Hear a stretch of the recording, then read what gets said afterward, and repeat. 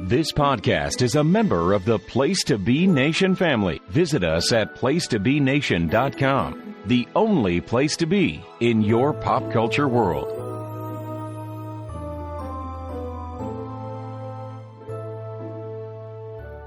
Place to Be Nation.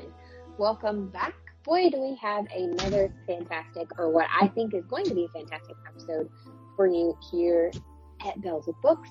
Of course, I am one of your co-hosts, Miranda, and I will tell you every time, I'm never going to do this alone because it would be weird.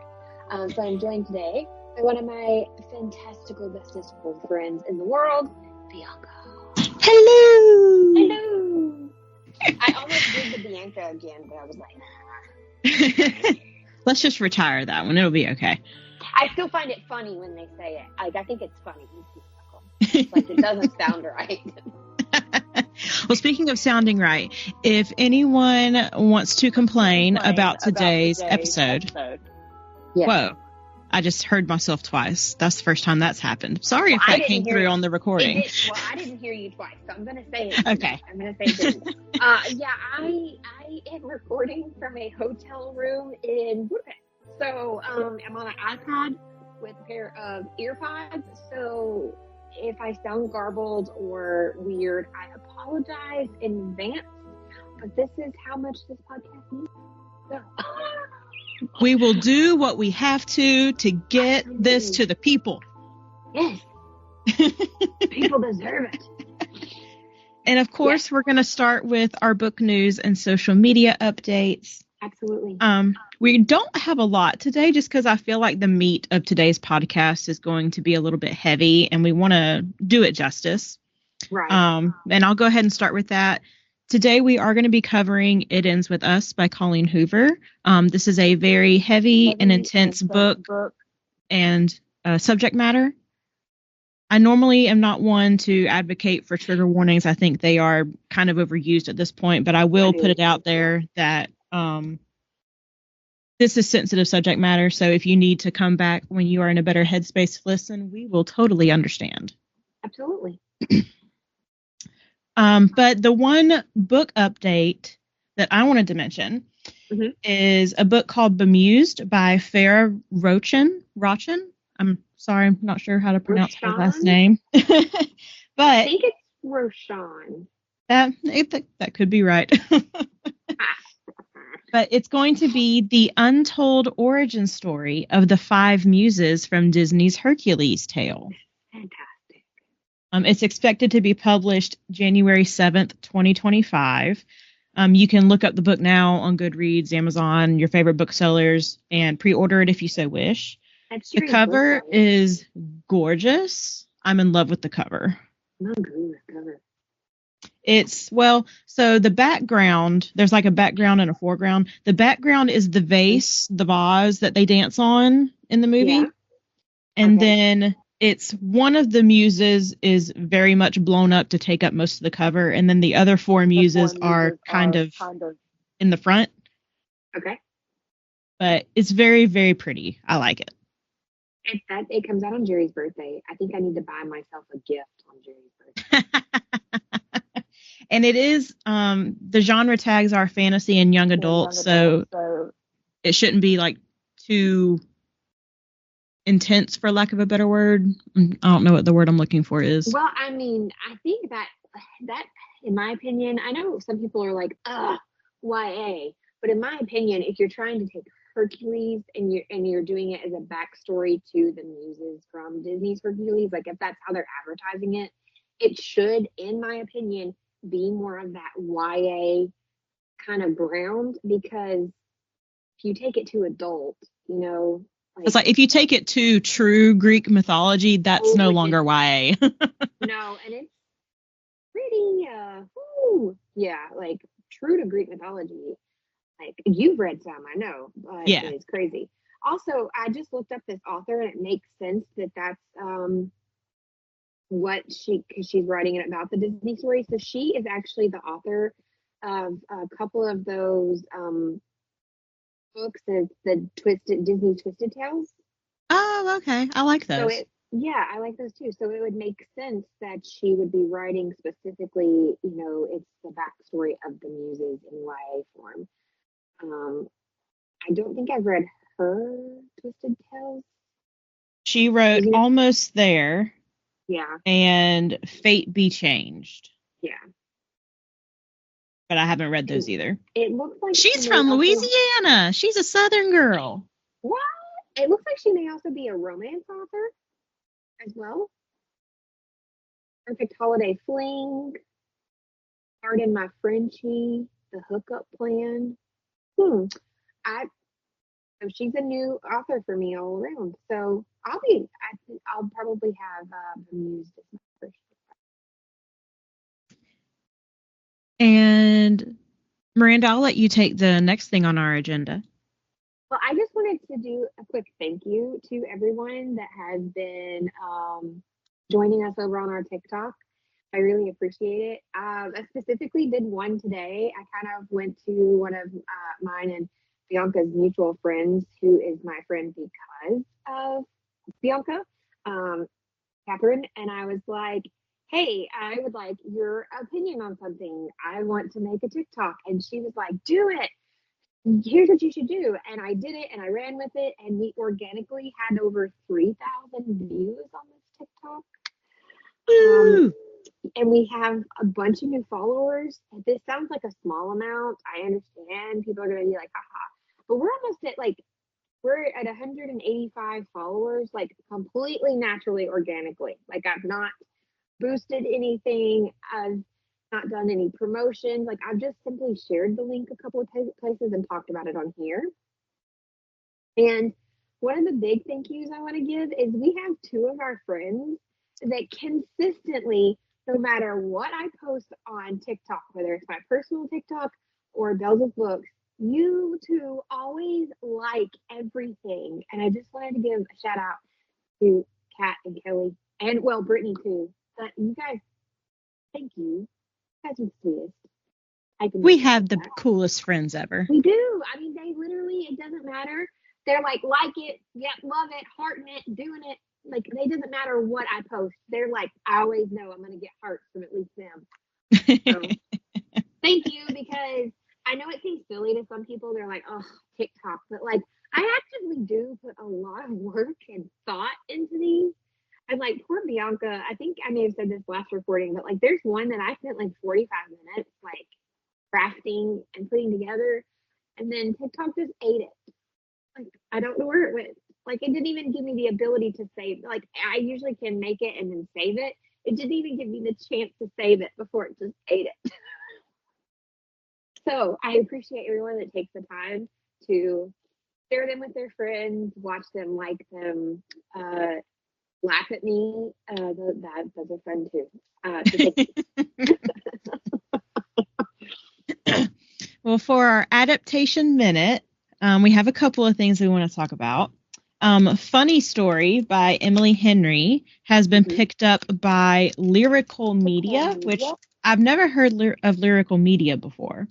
I haven't either. I'm going to Google them real quick. It's through the Writer Picture Company. But it looks like it's going to get a feature film, not a series.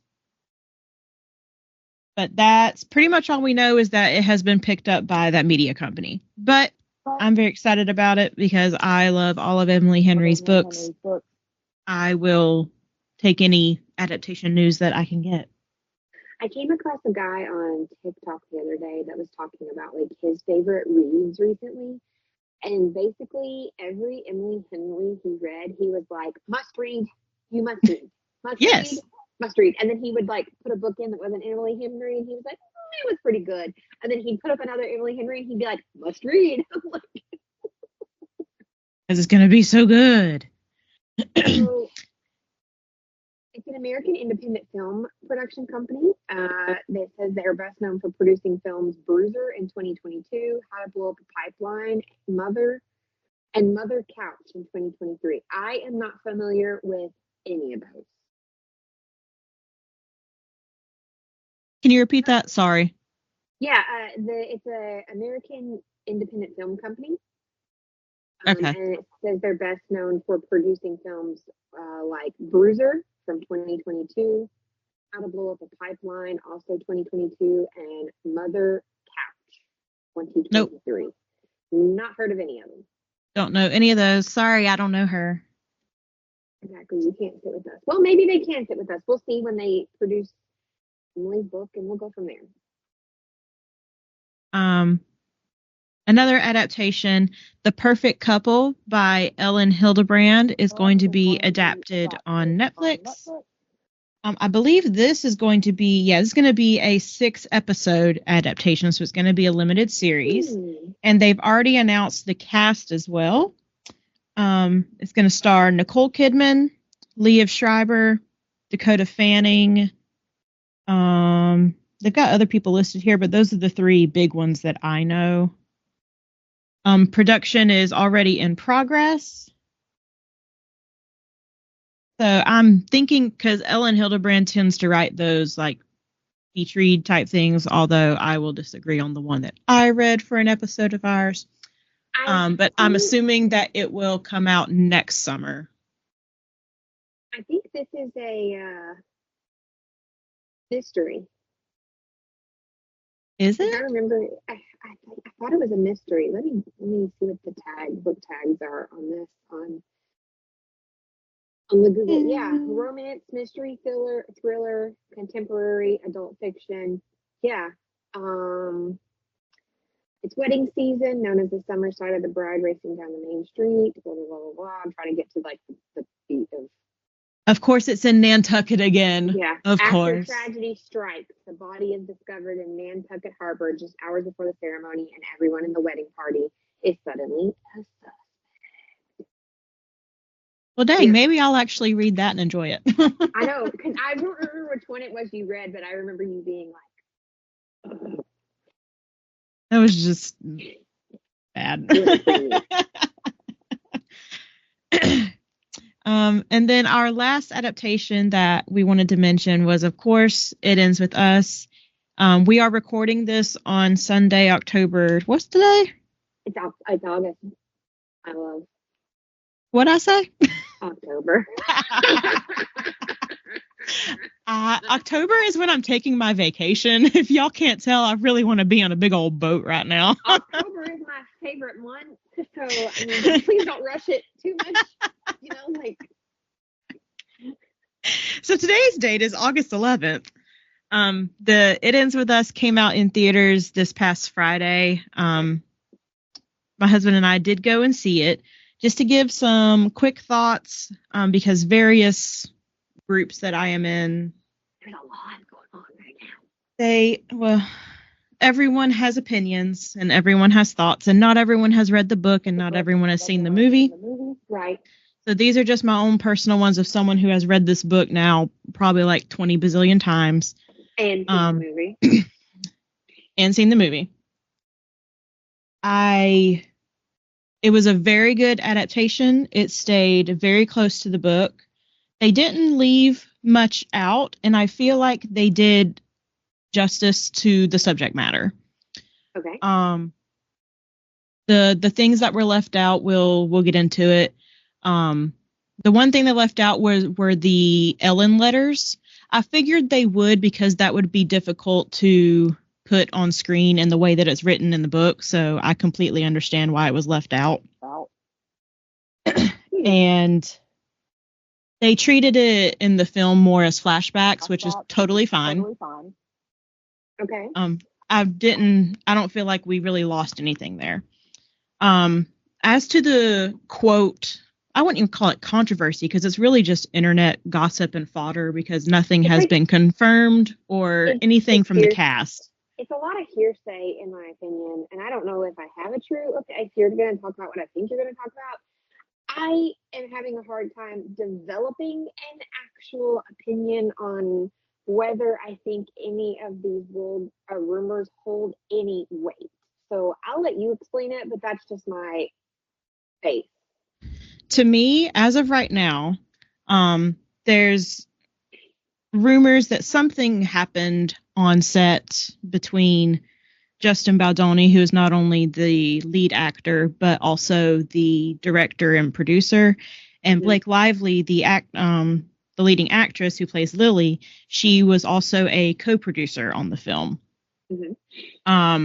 There's various rumors. Nothing has been confirmed or anything. Right. That something happened on set and there were squabbles, little fights of people disagreeing with each other.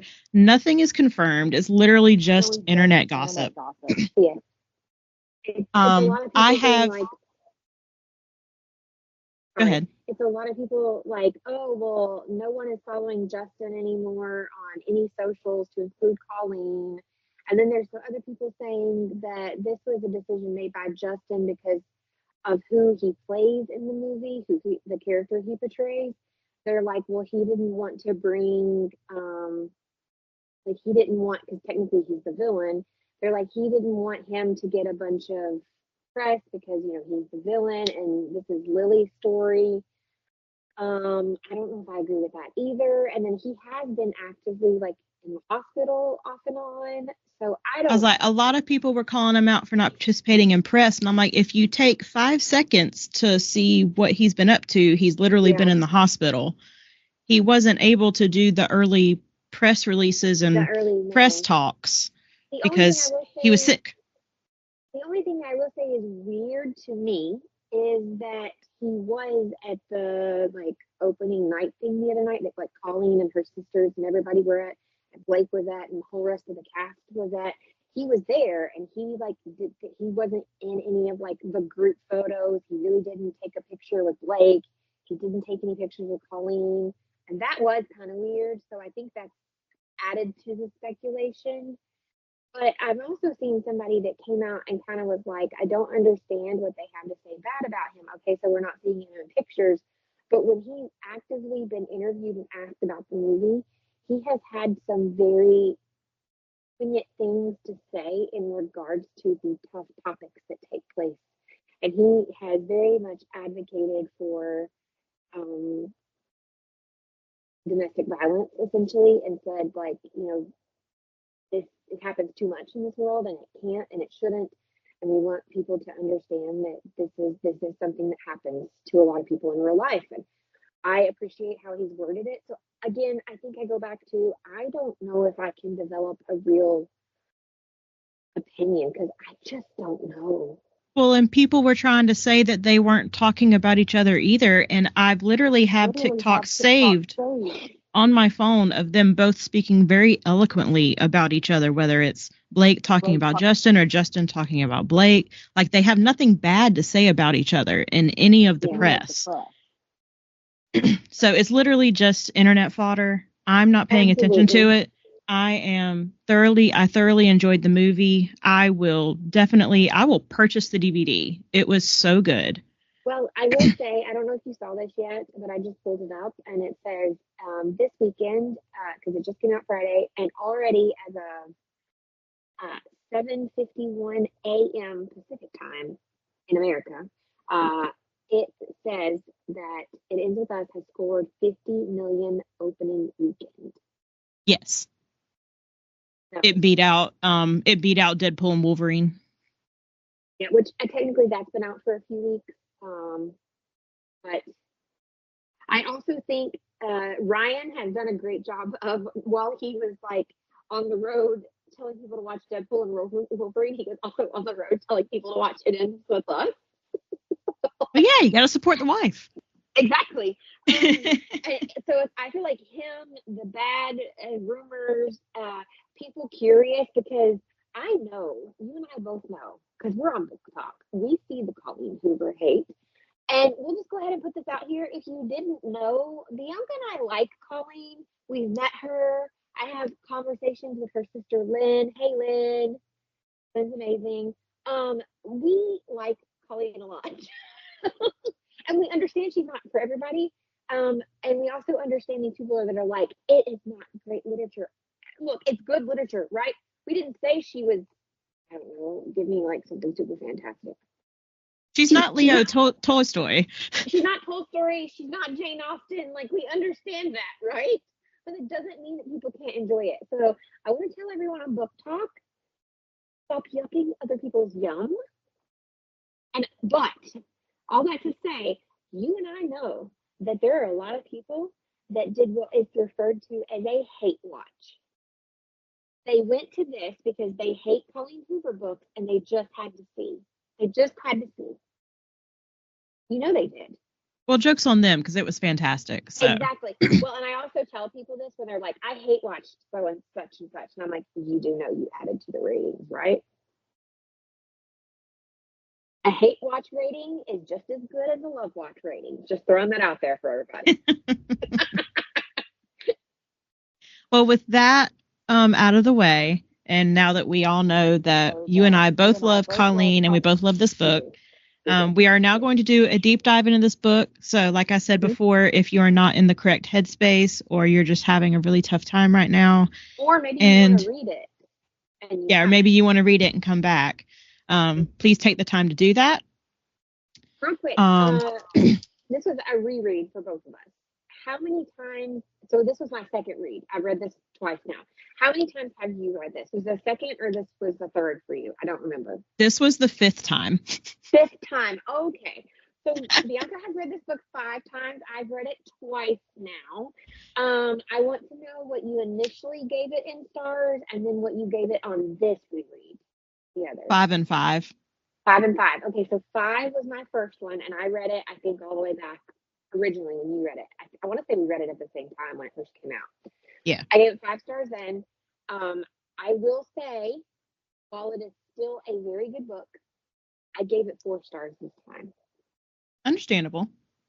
There was just something there that I was like, rereading it a second time, I was like, ooh, okay. Yeah, so we're going to spoil the crap out of this. There are some very tough subjects, as we've already alluded to, if you're not familiar with the book or the movie, and you still want to just stay and listen, you're welcome to stay. If you want to take a break and go read the book, please read the book and come back. But there are some tough subjects, just to let you know, and we're just going to spoil the crap out of this. So, It Ends With Us by Colleen Hoover.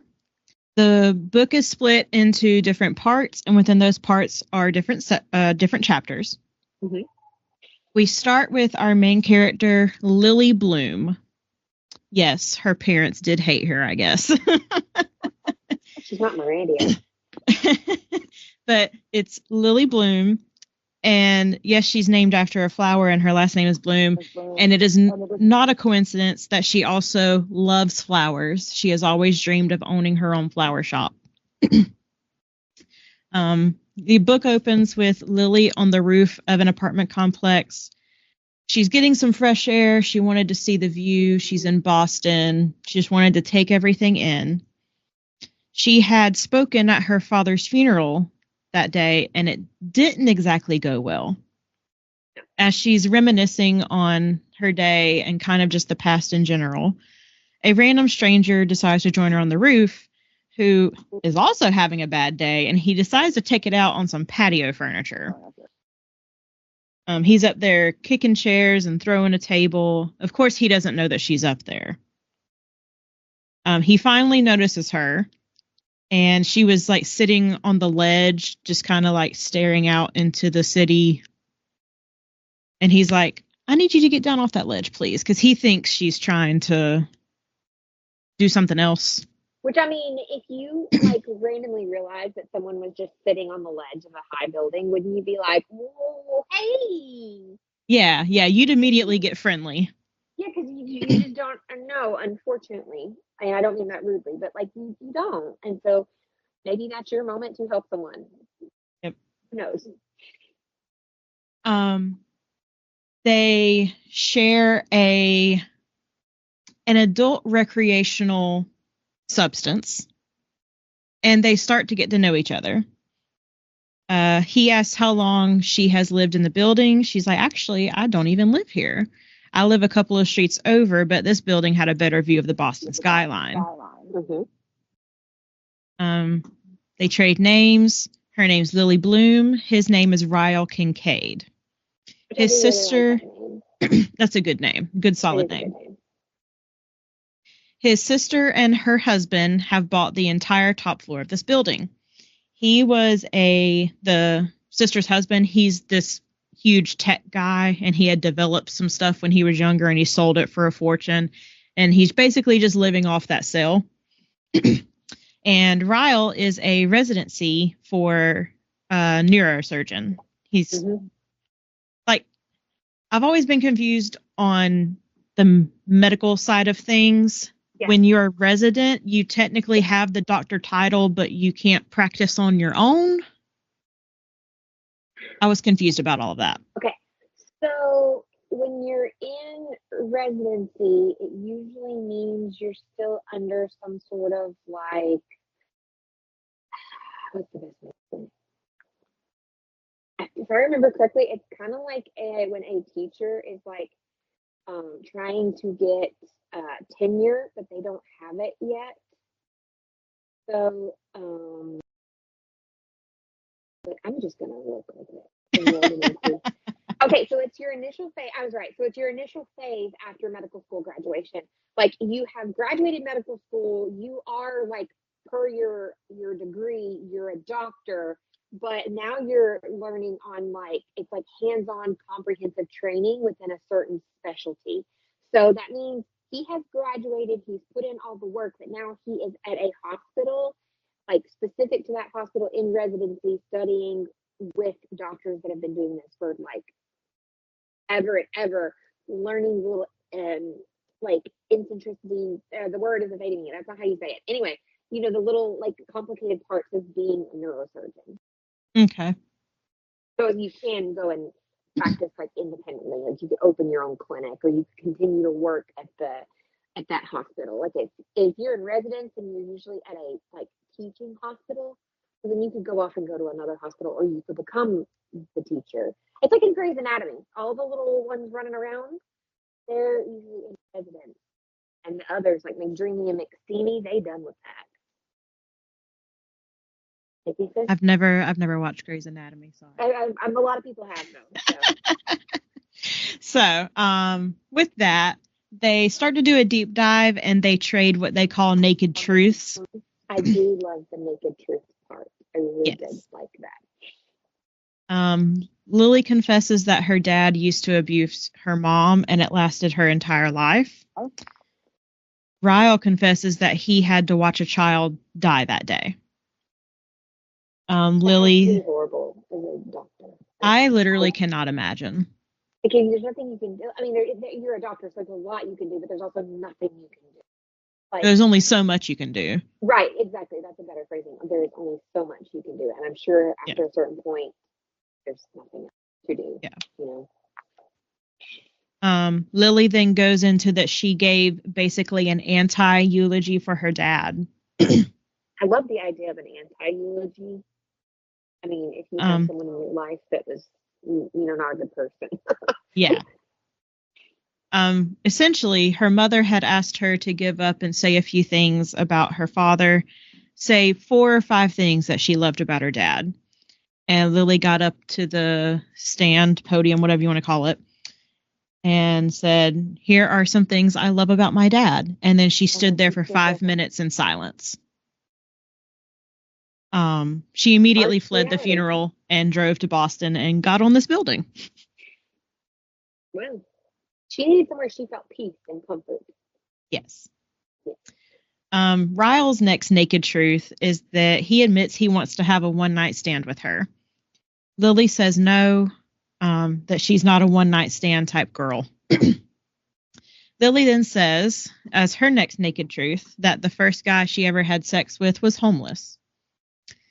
Just as Lily and Ryle are starting to get close to like kissing and hooking up, Ryle's phone rings and he has to go back to the hospital.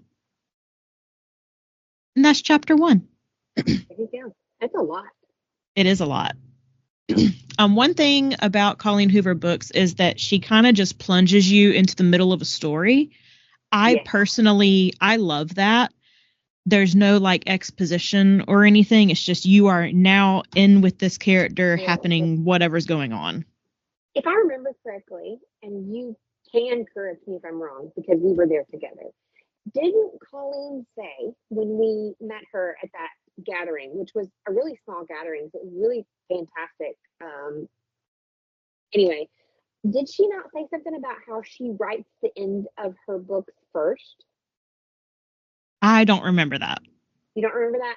Mm-mm. I apologize to you guys if I'm confusing this with a different author that I have listened to give a talk, but I really feel confident in saying that when Bianca Hope and I went to meet Colleen, the talk that she gave like a basic talk and then people asked questions, and I really feel like she said something about when she writes her books, she already knows the ending. Like that's like the first thing she does, and then she figures out how do you get there.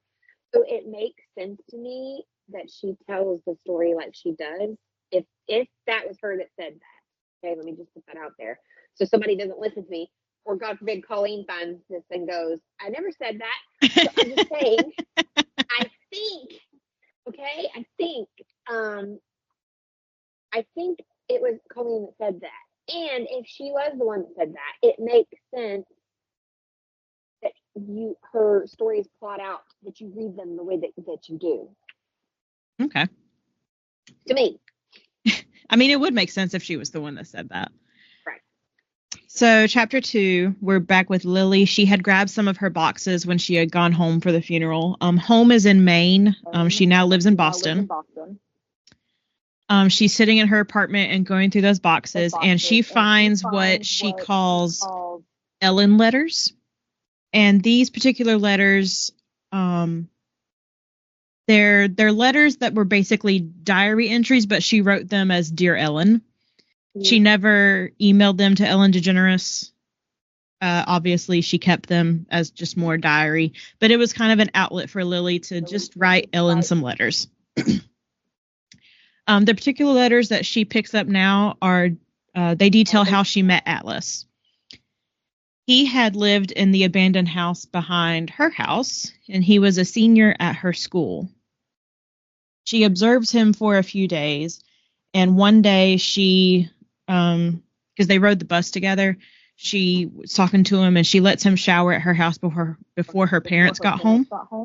And while he's in the shower, she also packs a backpack for him full of clothes that her dad just doesn't wear, that won't be missed, basically, and some essential hygiene products and a little bit of food.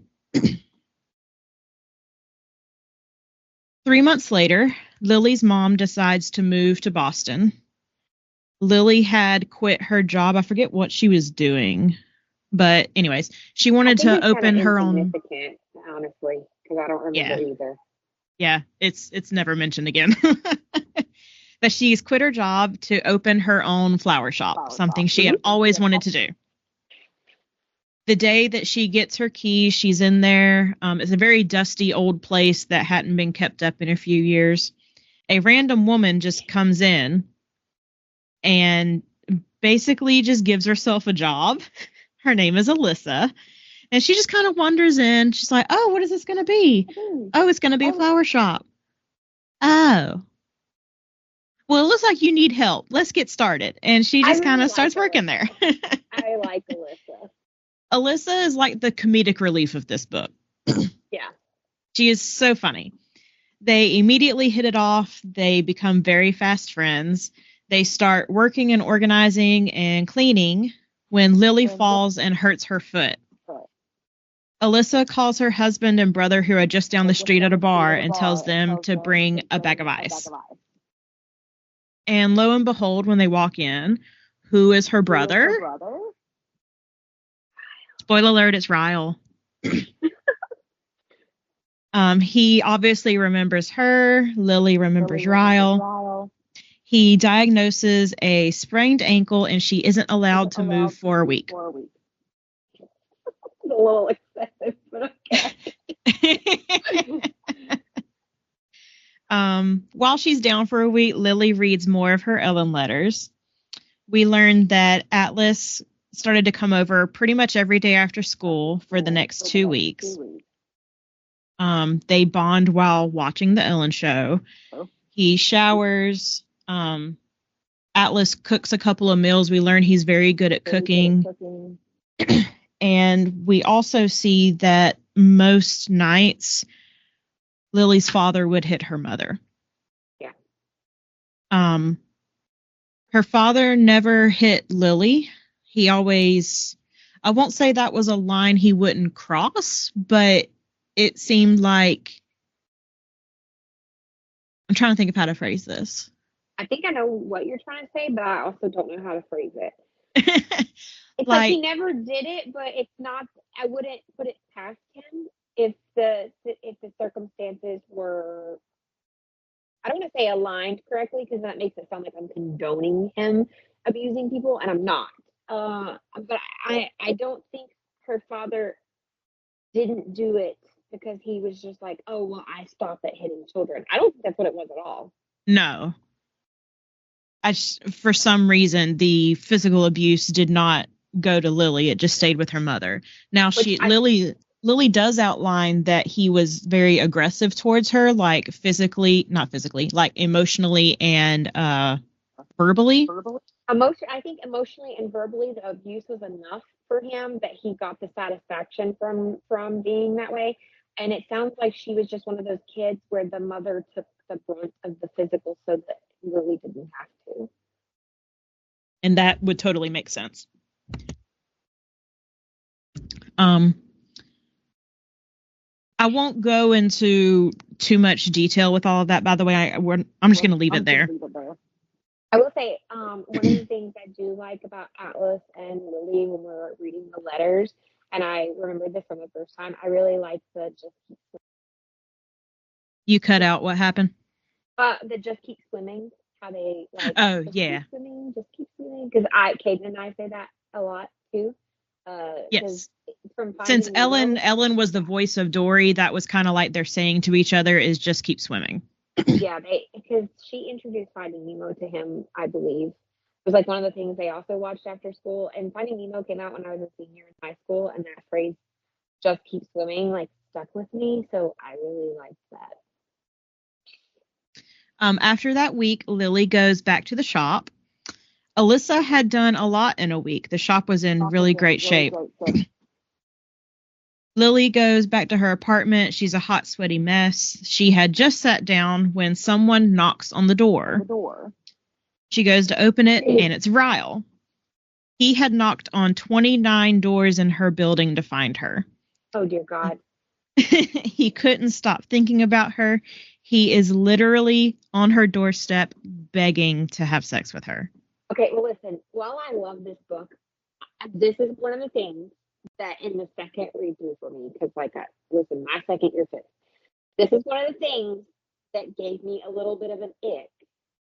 And because I already know what's coming, I was like, red flag. Because at first, like, there's two ways this could go. This could go very Hallmarky, like, oh, he knocked on 29 doors. Or it could be like, stalker much? Knocked on how many doors? I don't know, guys. Well, this is one of the things. This was another part of the thing. The first half of this book reads very much like a rom-com. So in my opinion, this knocking on 29 doors, it's supposed to be Hallmarky. It's supposed to be like, oh, that's funny. So cute. Yeah, and maybe it's because I know what I know. I did not find it cute when I read it, and it is one of the things that made me take it down to 4 stars with this read. One of them. Yeah. So I was like, oh. But that plays into the dichotomy of basically the whole story is that you get this rom-com part first, but it shows you how much the plot changes because of that. Which is one of the things I will say super quickly is that for all of the TikToks and stuff that people come across and everybody making comments and they haven't read the book or the movie, everybody's like, oh, I thought this was going to be a cute rom-com. As Bianca just said, the first half of this book kind of is a cute rom-com. So, yeah, you do get cute rom-com, but you also get serious. Yes.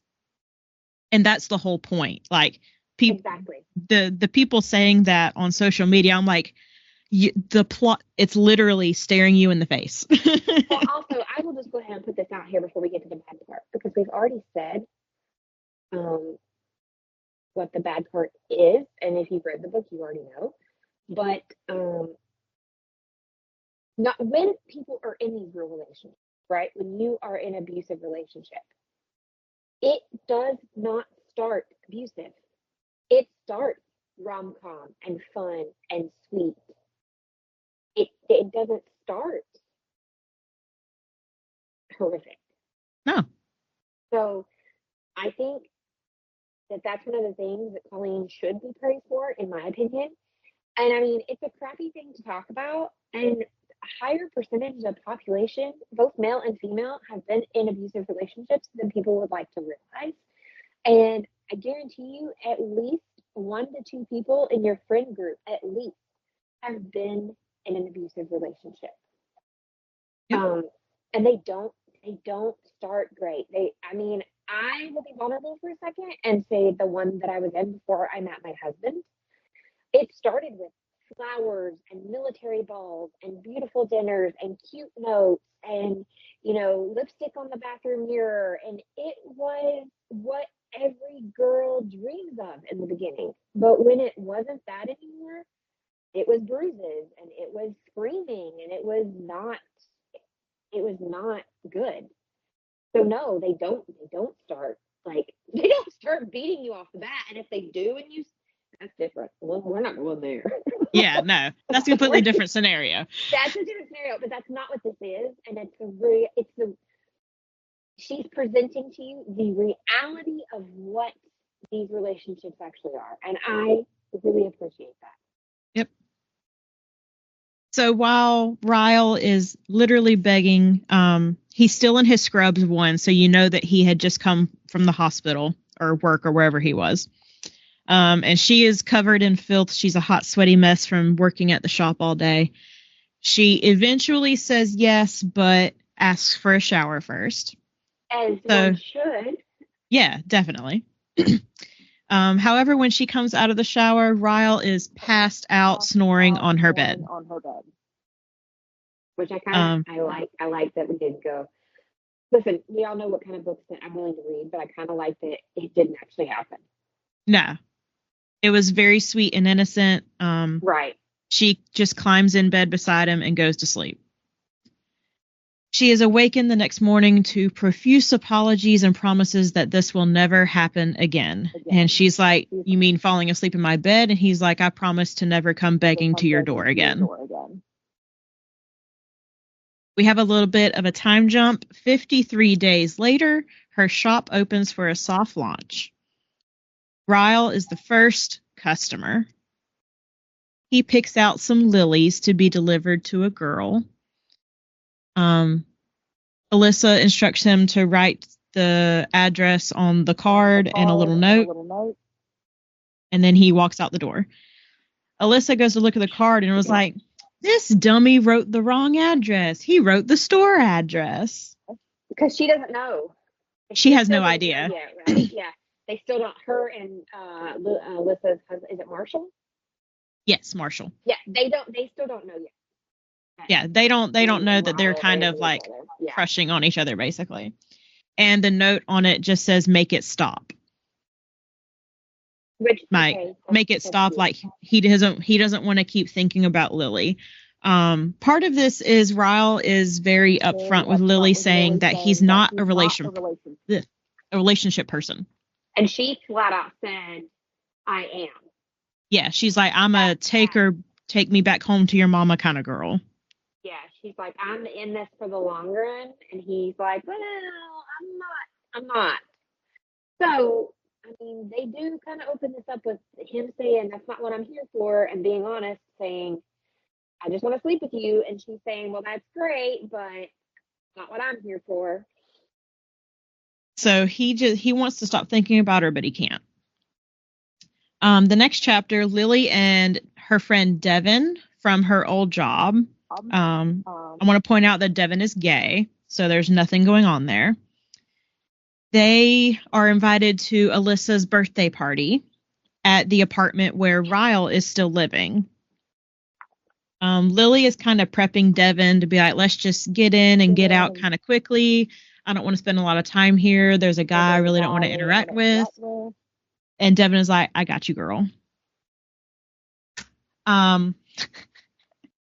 So they're like talking and mingling at the party, and Lily runs into Ryle, and Lily tells him that she likes him even though she knows he doesn't want a relationship, and she kind of just lays it all out there. And it basically leaves Ryle speechless for a few minutes. He doesn't really know what to say. And just as Lily and Devin are about to go, they reach the elevator, and Ryle comes up from behind and scoops Lily up in front of God and everybody and takes her back to his room.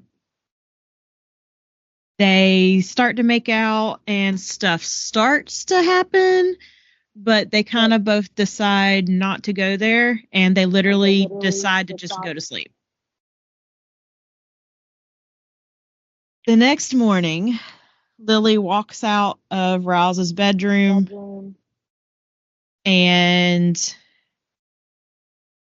Alyssa's in the kitchen. I can't remember if she was like making coffee or making breakfast or whatever, but anyway, Alyssa's in the kitchen, sees Lily come out of the bedroom. Alyssa is like about to lay down the law. Right. And by that, I mean basically begging her to not date Ryle because she knows what kind of guy Ryle is. And she doesn't want Lily to be heartbroken because she cares about Lily that much.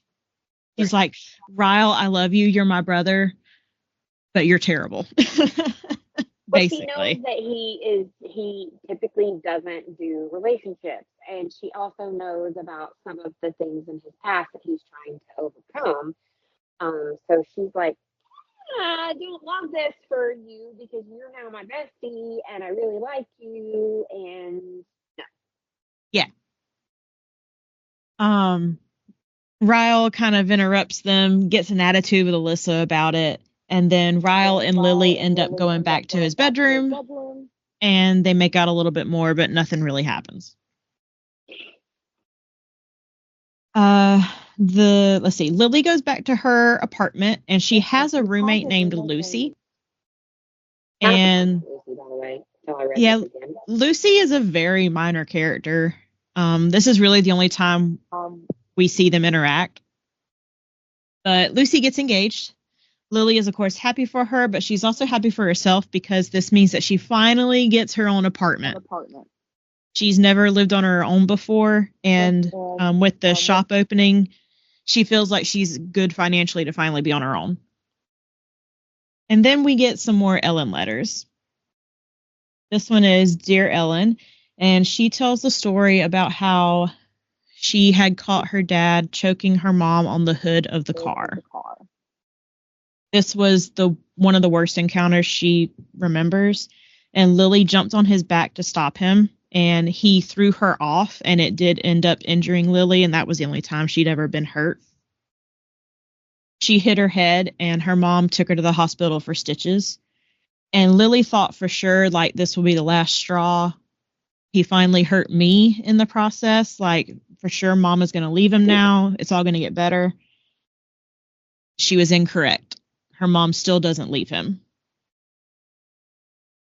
The next day on the bus, Atlas asks her what happened because he can see the stitches on her head. Lily says she fell, and she realizes that she's starting to lie just like her mom had been lying her entire life. But Atlas knew better because he had heard the yelling and the screaming outside. Well, and I think she's already confided in him at this point and kind of told him like what happened. Well, not to that extent. No, right, but she just said, like, am I wrong? And then she's already told Atlas, like, he hits my mom, but that's like all she said. I don't remember now. Okay, continue. Yeah. But while he's looking at her head, Atlas shows Lily the scars that are all over his arms and hands to prove that he, quote, falls a lot too, and it's really cigarette burns from his stepdad or mother's boyfriend. I don't remember. We'll get into more of Atlas's story in a little bit. Yeah. I don't know that it's necessarily that they were married, think maybe it was like common law. I don't know. Yeah. But that night it snows really badly, and Lily is freaking out about Atlas staying in that abandoned house because there's no heat or anything in there to keep him warm. So Lily sneaks Atlas into her room to stay. Okay, it was stepdad. This is when we learned that Atlas's stepdad had kicked him out and he had nowhere else to go. Okay. He had signed up for the Marines in May, but that's 6 months from now, so he just has to make it to May in order to get out. Chapter 9, we're back to modern day, and I'm just going to sum up Chapter 9 with Lily and Ryle finally have sex. We knew it was going to happen. I won't go into all the nitty gritty. Did you skip it? Did you like go, oh, this is happening, flip, flip, flip? Yeah, basically. Okay. Do you now have, you know what you need to do in books that you like where the no-nos part happens for you? You need to take like stickies and just go, skip, next time you reread. I was just like, okay, they're doing it. Next chapter. I've always wondered, because you do sometimes read books where it's present, so I've always wondered, like, what does she do? I just kind of skim. Like, skim and go, oh, still happening. Okay. So needless to say, Lily and Ryle are having a great time. A couple days later, Lily is having her official grand opening of the shop. And Ryle sends her flowers and a very sweet card. She texts him to say thank you, and they keep flirting. And he asks her to dinner, but Lily says she already has plans with her mom. Ryle is not really taken aback, but he's like, oh, your mom's in town? Or your mom? He's just like, oh, your mom. I forget how it was phrased. But he was like, well, can I come too? And she's like, are you sure? Like, and I thought it was weird how he kind of invited him. Yeah, he kind of basically invited himself. And she's like, we haven't defined what we are to each other, like what's happening here.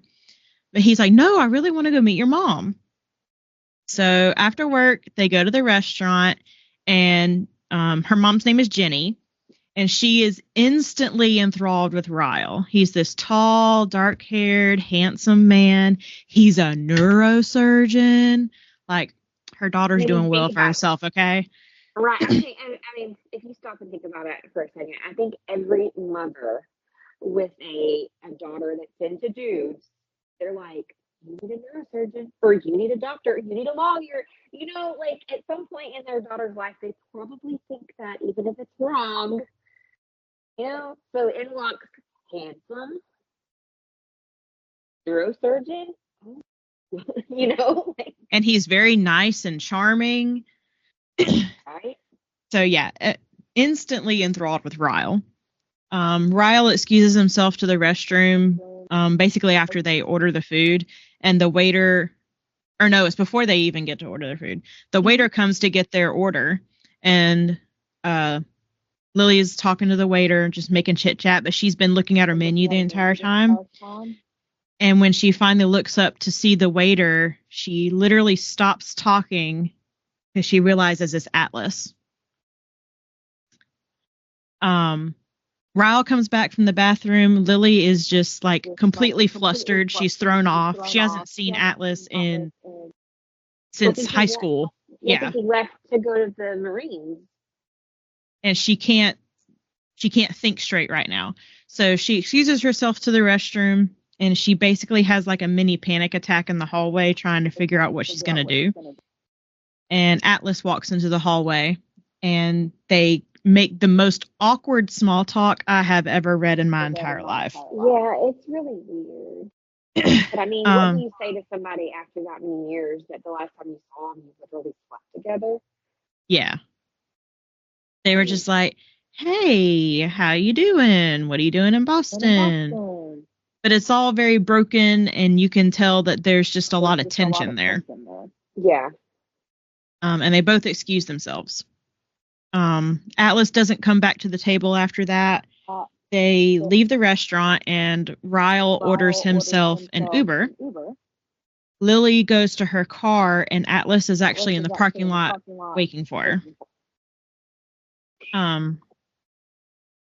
Atlas had seen that she was there with another guy, and he didn't want to, insert himself into that situation, basically. And he wanted to talk to Lily by herself to see what was going on. Right.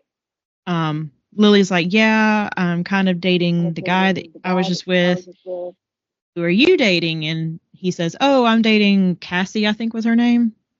I think so. And Lily's like, oh, okay, well, I'm happy that you're happy. She's kind of insignificant, like the roommate Lucy. Yeah. And that's how they end that. Chapter 11, we get some more Ellen notes. So we're back in time again. Lily is talking about a time when Atlas was sick. He had basically just gotten very sick, and she thought she was going to have to take him to the hospital. But he eventually recovers. Well, it And probably comes from sleeping in an abandoned house that has no heat. yeah, definitely. And right after that, when he starts to get better, that's when they share their first kiss. Atlas also gets news that his uncle in Boston is going to let him live with him. Atlas is very torn about this. He knows that he needs a better situation, obviously, but he doesn't want to leave Lily. One night, and two, he doesn't want. So he knows something's going on with her dad. Yeah, he's become very protective of Lily. One night, Lily's parents get into another altercation. It's a very bad one. And this is when Atlas had started staying in her bedroom most nights, just to keep him off the street and out of that abandoned house. Obviously, her parents didn't know. Right. But it's so bad that Lily goes to grab a knife from the kitchen to stop her dad. But Atlas grabs her before she could do anything. And they're basically in the walkway to the kitchen that's looking into the living room. And the way that her parents are positioned, Lily's mom sees what's happening. Jenny saw Atlas grab Lily and take her back to her bedroom, but Jenny never acknowledges this incident. Well, she knows what that could mean for her daughter, probably. Yes. That's what I was thinking. She knew. He's never hit her before. Well, I mean, he did make her fall. But he's never hit her before, but this could be it. Yeah. I forget why, but something about this incident is what pushes Atlas to decide to move to Boston after that. It was a very difficult goodbye. Neither of them wanted to say goodbye. And Atlas does call every now and then just to talk to her and check on her, but obviously it's not going to be the same. No. Okay, back to present day. Lily and Alyssa working the grand opening of the store. It's a huge success. Ryle stops by after they close and helps them clean up after it's like the grand opening week. And so he's just helping them clean up. And then Marshall, Alyssa's husband, stops by. And he's like, let's go to the bar. So there's a bar down the street. I like Marshall. I love Marshall. He literally has no cares in the world because he's so rich. He's ridiculous. So there's a bar down the street. Nerd dude. He's like, whatever. So there's a bar just down the street where if you wear a onesie, you get free beer. And the more ridiculous the onesie, obviously, the better it is. So he stops by with onesies for everyone so that they can go get free beer down the street. And Alyssa's like, you're the richest man in Boston. Why do you want free beer? He was like, why not? He's like, that's why I'm rich. Everyone is putting in their orders at the bar when Alyssa says that she can't have any alcohol. She'll just take water. And everyone just kind of stops and stares at her. And then she's like, I'm pregnant. She and Marshall had been trying for years to get pregnant, and now it has finally happened. Everyone starts crying, including Ryle. He is so overcome with emotion. After they leave the bar, Ryle goes back to Lily's apartment and he meets Lily's soon-to-be ex-roommate, where he officially declares himself Lily's boyfriend. For the next chapter, chapter 13, I literally just typed in my notes, I put sex at work.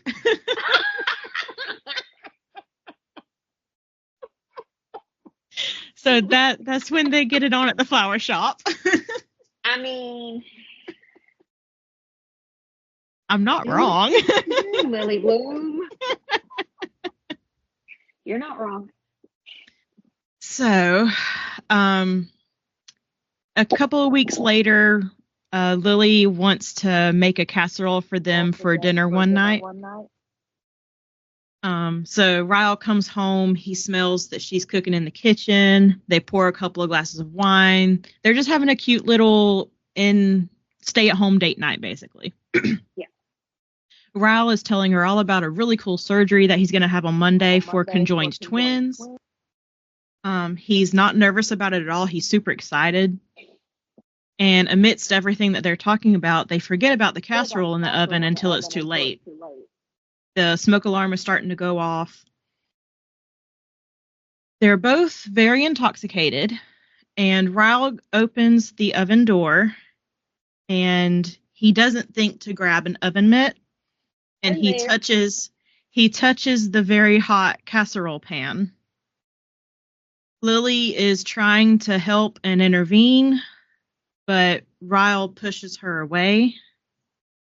And it's all very blurry. It all happens very fast. And she ends up hitting her eye on a cabinet knob. That's a whole series of unfortunate events. Very much so. In that instance, Lily is instantly transported back to her childhood and her abusive father. She starts having flashbacks about what her father used to do to her mother. And Ryle is apologizing, saying he did not mean for any of that to happen. He has blood gushing down his hand because when they had gotten the casserole out of the oven at one point and then it had shattered. And Lily is apologizing for ruining his hand because he has that surgery on Monday. Ryle is apologizing for her eye. And it's all just very... like you said, it's a series of bad things happening all at once.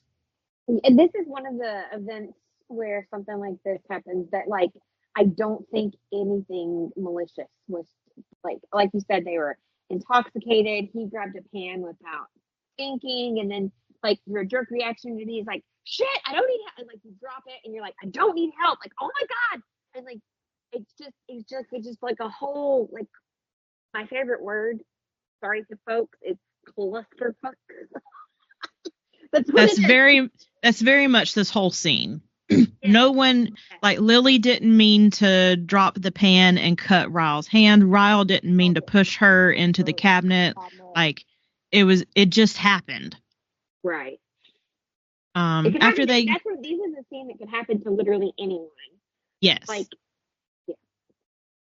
After they get cleaned up and tend to their injuries, Ryle cleans the kitchen. Lily gets a shower. I put a quote here. The quote is, "All humans make mistakes. What determines a person's character aren't the mistakes we make. It's how we take those mistakes and turn them into lessons rather than excuses." And I absolutely love this quote so much. And later that night is when they both say, "I love you" for the first time to each other. Chapter 15, Ryle and Lily are meeting up with Marshall and Alyssa for a celebratory dinner. And Ryle and Lily had talked about Bibbs, the restaurant that they had taken Lily's mom to. They had talked about it so much, and it's been getting such rave reviews around town that Marshall and Alyssa are like, let's go there for our celebratory dinner. I don't know. Lily is like, are we sure? Can we not pick somewhere else? And Alyssa's like, no, like, everyone's crazy. He doesn't want to say why. Yeah. She's like, no, everyone's talking about this. I just want to try it. The waiter says it's the chef's honor to serve celebratory desserts to the whole table when an expectant mother comes in. At this point, she hasn't seen Atlas or anything, so Lily is just kind of going along with everything. And the chef personally likes to bring out the celebratory dessert, and it turns out that Atlas is the chef and the owner, and server and dishwasher and whatever else needs to be done. Well, when you own a restaurant, you pretty much are all things. Well, and their actual server is explaining that Atlas isn't a normal like boss. Like, you can tell Atlas very much cares about his people and his workers and the quality of everything there. Like, he wants everything to be perfect. So Lily hold on. So at the celebratory dinner, it's not too long after that unfortunate incident in the kitchen happened. Ryle still has his hand all bandaged up, and you can still see the bruising on Lily's face where she hit the cabinet, even with makeup. It was all innocent, so no one thinks anything about like those two things combined. Like, yeah, Alyssa had even mentioned, she was like, "Oh, Lily, your face is looking so much better." Like, they weren't hiding what happened. It is still awkward to see your man with a bandaged hand and you have a black eyeball. Yeah, I mean, it does look a little suspicious, but we as the reader all know, like, it wasn't. So yeah. But while Atlas is at the table, he notices Lily's head and Ryle's bandaged hand, and he makes the connection that, oh, something happened here. And he literally just bolts from the table mid-conversation and just walks away. And Lily, she realizes that Atlas knows about her past, so she very quickly excuses herself to the restroom and goes to find Atlas to set the record straight. They meet each other at the bathroom, and they go in the bathroom and like kind of lock the door and everything. And he tries to convince Lily to leave Ryle, because he's got it in his head that Ryle hit her, and that's not what happened. Right. And Lily's trying to explain that, no, you're wrong about this. Ryle does not like that. Which, and I would say, I know a lot of people did not like him jumping. When I was reading like reviews and stuff years ago, they didn't like that Atlas jumped to conclusions. But what I will say is that his speaking, unfortunately, a lot of children that grow up in abusive homes tend to, unfortunately, also gravitate towards abusive partners. And that's not being rude or disrespectful. Like, it is a proven statistic. So I could see where Atlas jumped to the conclusion, giving what he is seeing. Bandaged hand, bruised eye, her dad used to beat her mom. So. And he also comes from an abusive household, so he knows what to look for. Right. They eventually just start yelling at each other, and she goes to leave the bathroom, and Ryle is waiting there at the door because he had heard the commotion. So he sees them both in the bathroom.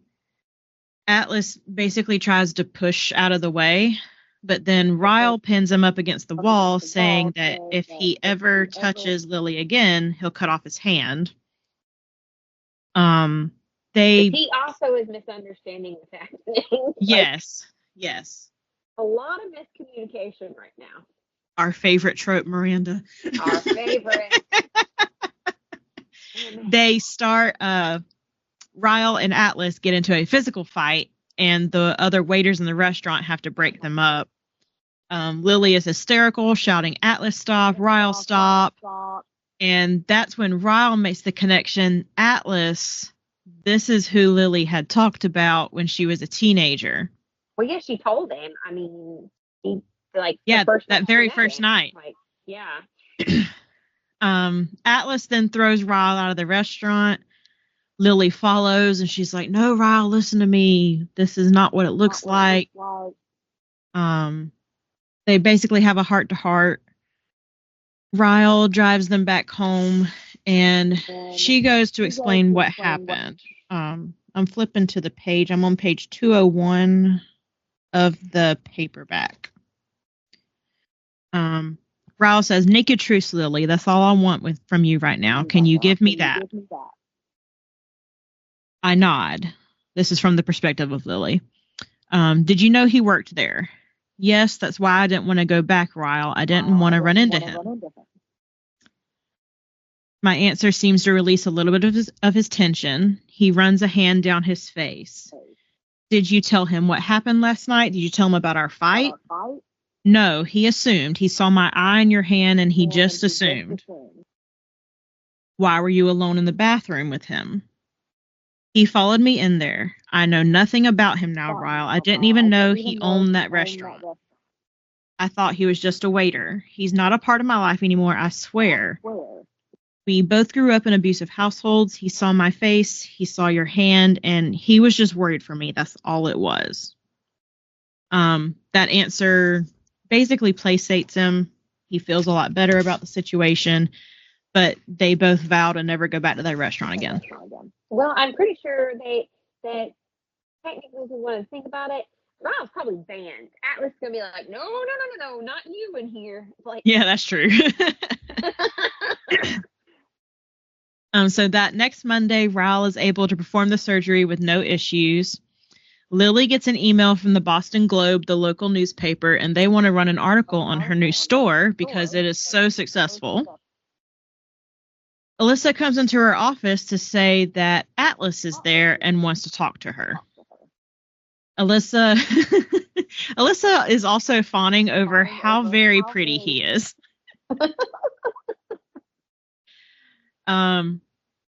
And like, it's very evident that Alyssa loves Ryle and she's glad that they're together, but Alyssa is also flirting with Atlas on behalf of Lily. And that whole scenario was just very funny. And Atlas had brought her a gift.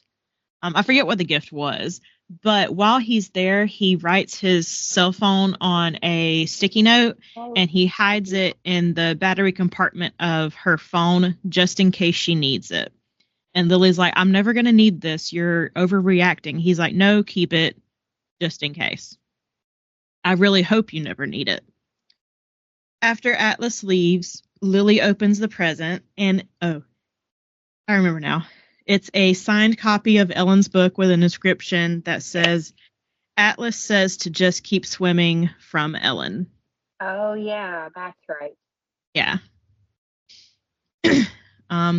Chapter 17, Lily is reading the last entry of the Ellen letters. And it's the last one for a reason. It was the night of her 16th birthday. Atlas is back in town from Boston. He wanted to come back to wish Lily a happy birthday. He sneaks to her bedroom window to surprise her. It had been several months. It was basically their breakup and goodbye all wrapped up into one. He didn't want her waiting on him, especially with him joining the military. It's very clear that what happens next, it's not just sex for either of them. It's explicitly said that they made love. There's a lot of emotion when you're that young and there's a lot going on in your life like that. I think it is pure, raw emotion. Like, I know a lot of people will come out and be like, that's not what it is, it's lust. No, I think for some young teenagers, it is raw emotion, truly. Well, and I've always heard, growing up, one of the parents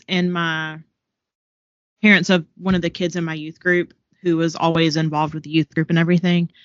Of course, we always had talks about love and lust and all that good stuff. But one of my favorite things that she ever said was, even if it is puppy love, that is still love to the puppy.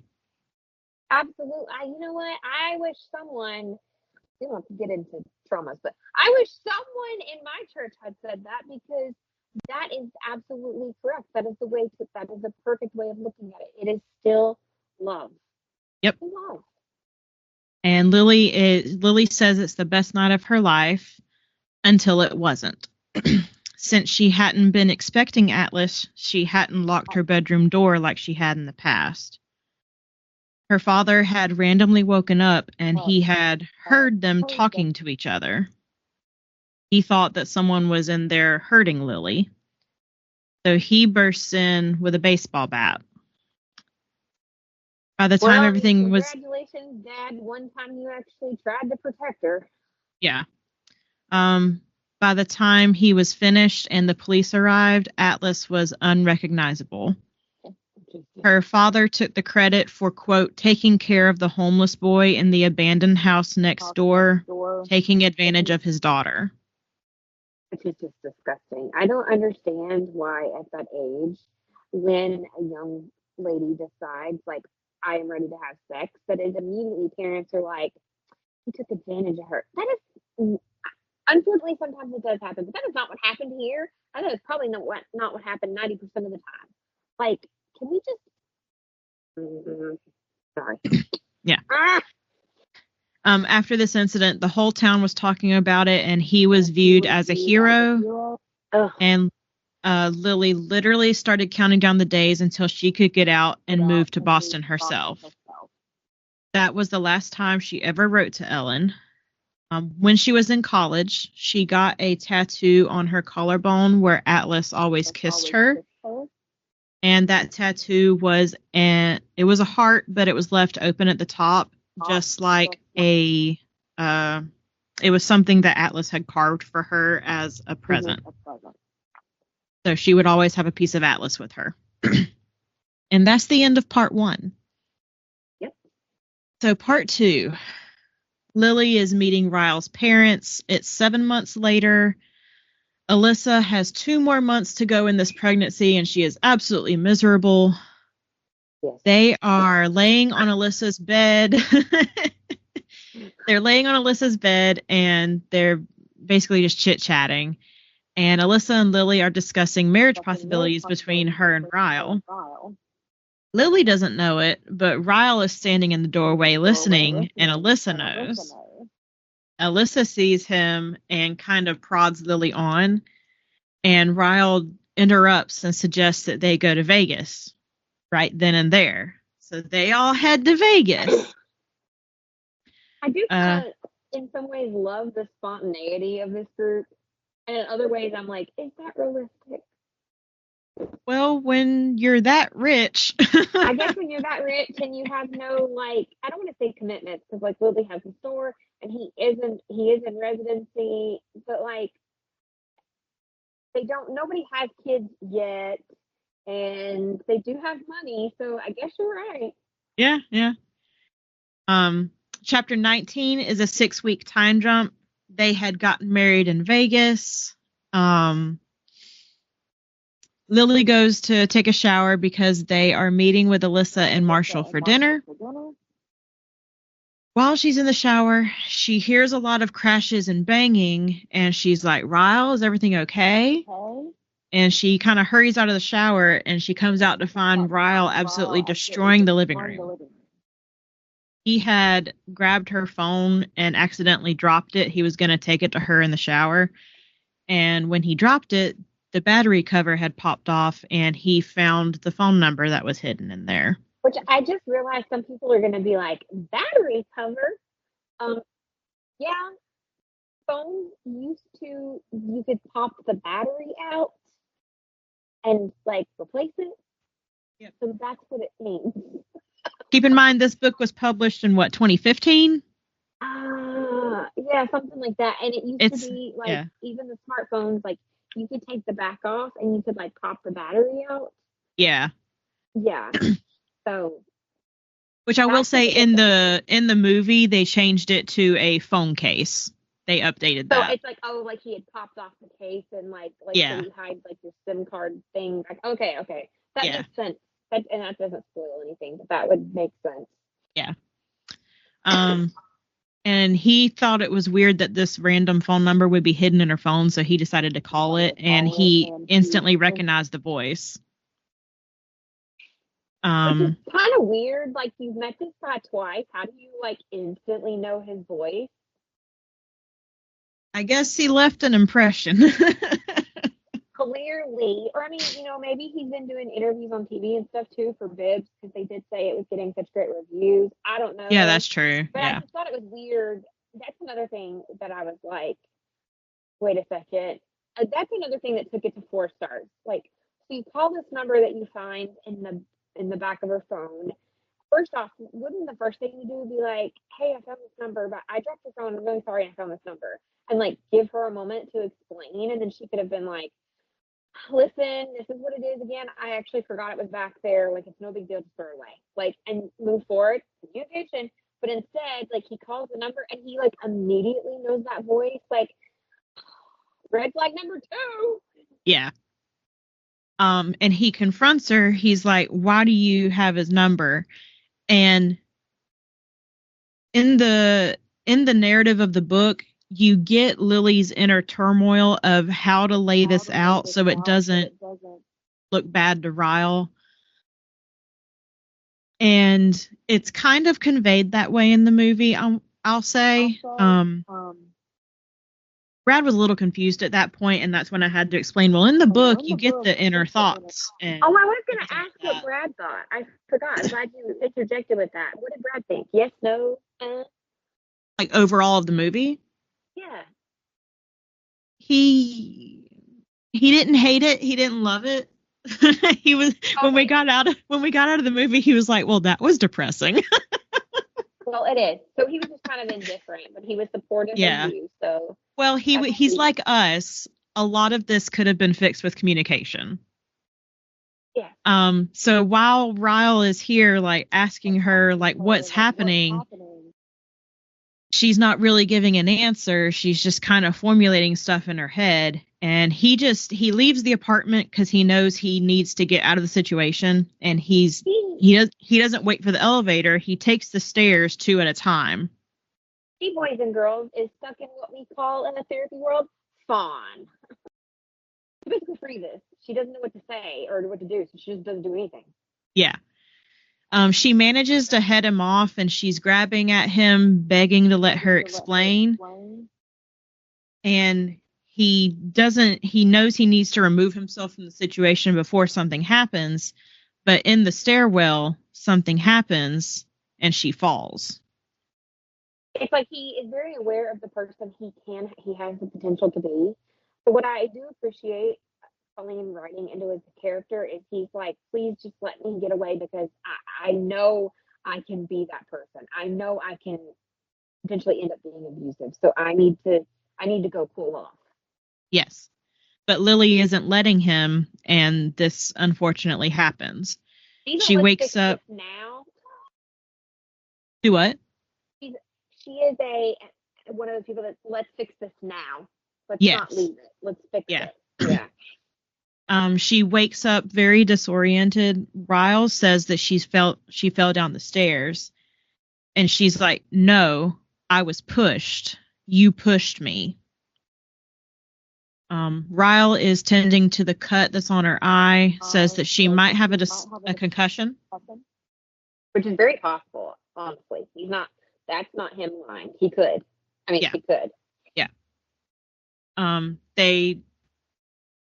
He's basically tending to her to make sure that she's physically okay, but he is still very upset.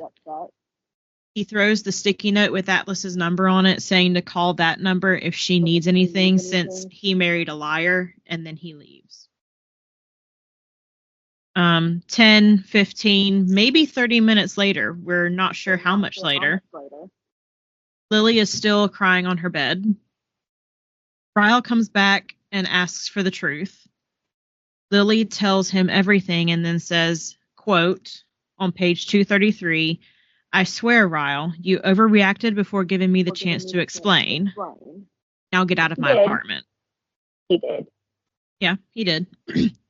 He tries to stay and help, but she pushes him out. She's throwing pillows at him, bed cushions, couch cushions, everything to get him out of there. After he's out, she deadbolts the door and goes back to bed. Chapter 20. Lily goes to leave for work the next morning, but when she opens the door, Ryle is still outside the door, sleeping on the concrete. She refuses to speak to him. in some ways, I do like that because I feel like it's his way of saying, okay, I respect that you asked me to leave, but I'm staying right here. Like, Yeah. but not on top of her. But didn't Yeah. mind this part, actually. I actually kind of could appreciate what he was trying to do at this point. He knows he screwed up. Like, he knows he did it. She gets in the car and goes to leave for work. On the way to work, Lily stops at the phone store and gets a new phone since Ryle had broken hers. Alyssa and Ryle are both at the store when she gets there. It's very obvious that Alyssa doesn't know what happened the night before. Just that they had not necessarily fought, but something had happened, but she doesn't know what exactly. I mean, I'm sure she can tell by mood, because I don't know that I could pretend to be in a good mood either if somebody had shut me down the stairs and I possibly have a concussion. Yeah. But Alyssa is basically playing the middleman, and she wants Ryle and Lily to talk. So Lily drives herself back to the apartment, and Ryle takes an Uber. And Ryle opens up about what happened to their older brother. Ryle and Alyssa had an older brother when they were children. And Ryle, and his name was Emerson, they had been playing cowboys. And they had found a gun in the house, and it went off. And Ryle was the one who shot Emerson. Which was a complete accident. Like, yeah. He was 6 years old. Yeah. It was nothing malicious, just playing. He goes on to say, quote, this is from page 242, "You are my wife. I'm supposed to be the one who protects you from the monsters. I'm not supposed to be one." He admits that he has been in therapy pretty much his entire life. He knows that he messed up. And she goes to the bathroom to try and process everything. She tells him that things have to change and they need to help each other. Chapter 21, Alyssa's due date is soon, so Lily hires two other full-time employees, Serena and Lucy, yes, her ex-roommate. Ryle has officially finished his residency, and he's applied for a 3-month position in Cambridge. Everything is going well. Yeah, everything is going well until Ryle drops the bomb that he wants to move to Minnesota to work at a specialized medical clinic there. They end up fighting. Ryle breaks a vase, but true to his word, he leaves and only returns once he has calmed down, and Lily knows now to let him leave. He comes back saying he won't risk losing Lily over his career. So they decide to stay in Boston. The next day, Alyssa texts Lily to come over after work. Lily gets to their apartment, but there's a note saying go to another floor and another apartment. Lily's like, that's weird, but okay. So when Lily gets there, Ryle opens the door, not Alyssa, and he had bought them a new apartment. It's 3-bedroom, 2-bath with an office and a huge balcony, and it's absolutely perfect. Chapter 22. Ryle comes to the shop one day after closing, and he has 3 pieces of news and 2 coffees in his hand and a newspaper. 1, Lily's shop has been nominated for Best New Business in Boston. 2, Ryle got the Cambridge spot. And 3, Alyssa is in labor. And she was like, why didn't you lead with Alyssa is in labor? Right. So they go to the hospital. Alyssa has the baby. They name her Riley after Ryle. Ryle heads back to the apartment, and Lily's there, and he says that he wants to make a baby with Lily, and she is super excited because she wants to make a baby too. Lily goes back to the apartment after going back to visit Alyssa a little bit, and she walks in the kitchen and flips on the light, and she sees Ryle standing at the fridge with a glass of whiskey. Lily had always had this magnet that says it's better in Boston on it, and she's had it since she was a kid. And he's holding the magnet and asks where she got it. Secretly, she thinks I got it from Atlas on my 16th birthday, but outwardly she says, I don't know, I've had it for forever. She doesn't want to bring up Atlas right now after she's had such a wonderful day. They start to have sex in the kitchen. In the middle of it, he asks again where she got the magnet. He pulls her hair. Which is a thing to fixate on, like, why does it matter? It's a Boston magnet and you live in Boston. What is the big deal? Unless he knows something that, you know what I'm saying? Like, it's just weird. Well, and he pulls her hair a little bit too hard. She says, stop, that hurts. So he's pulled back, and he hands her a newspaper article to read from earlier. And she's in a very vulnerable state. She's half dressed in the kitchen. He's kind of cornered her. So she starts to read the article. Included in the news about her shop being nominated, Bibbs is also nominated, which is Atlas's restaurant. Which would make sense. I mean, you know, our city that you and I used to be a part of, they did this every year where like new businesses and really great businesses would be nominated for different awards around the town or the county or whatever. So makes sense that if it's getting a lot of praise and Glooms is getting a lot of praise, that they would both be mentioned for their categories. Yeah. And in that news article, they had gone to interview Atlas, and they said, where'd you get the name Bibb? He says, Bibb stands for better in Boston, just like her magnet. She heads to their bedroom, and her stuff is scattered all over the place, including all of her Dear Ellen letters. Ryle had read her journals. It's very evident at this point that he is very much intoxicated, and he wants to prove that he loves Lily more than Atlas ever could. It gets very close to non-consensual things. It does. It doesn't really happen here, but he gets very aggressive and he bites her on the collarbone where her tattoo is. The tattoo that Ryle now knows is for Atlas. Which this part was really hard for me for some reason. It was tough. Yeah, I didn't experience this. I've never experienced this. But like, this is really, I don't know. As someone that has tattoos, and I have tattoos with meaning, like, I don't know. It was just a lot. But she eventually has to bite his tongue to stop him, and he headbutts her in response, and she blacks out. He wakes up, and Ryle is passed out. She manages to find her phone, and she calls the only person she can, Atlas. Yeah, I mean, honestly, who is she supposed to call? She can't call her mom. She probably, I mean, she can't call her best friend, Alyssa, at this point, because she just had a baby, and this is her brother that did this to her. Like, yeah. You don't want to call the police, because I understand that frame of thought. I know a lot of people are, why didn't she call the police? Like, that's not even on your radar, honestly. So, yeah. I mean, it makes sense.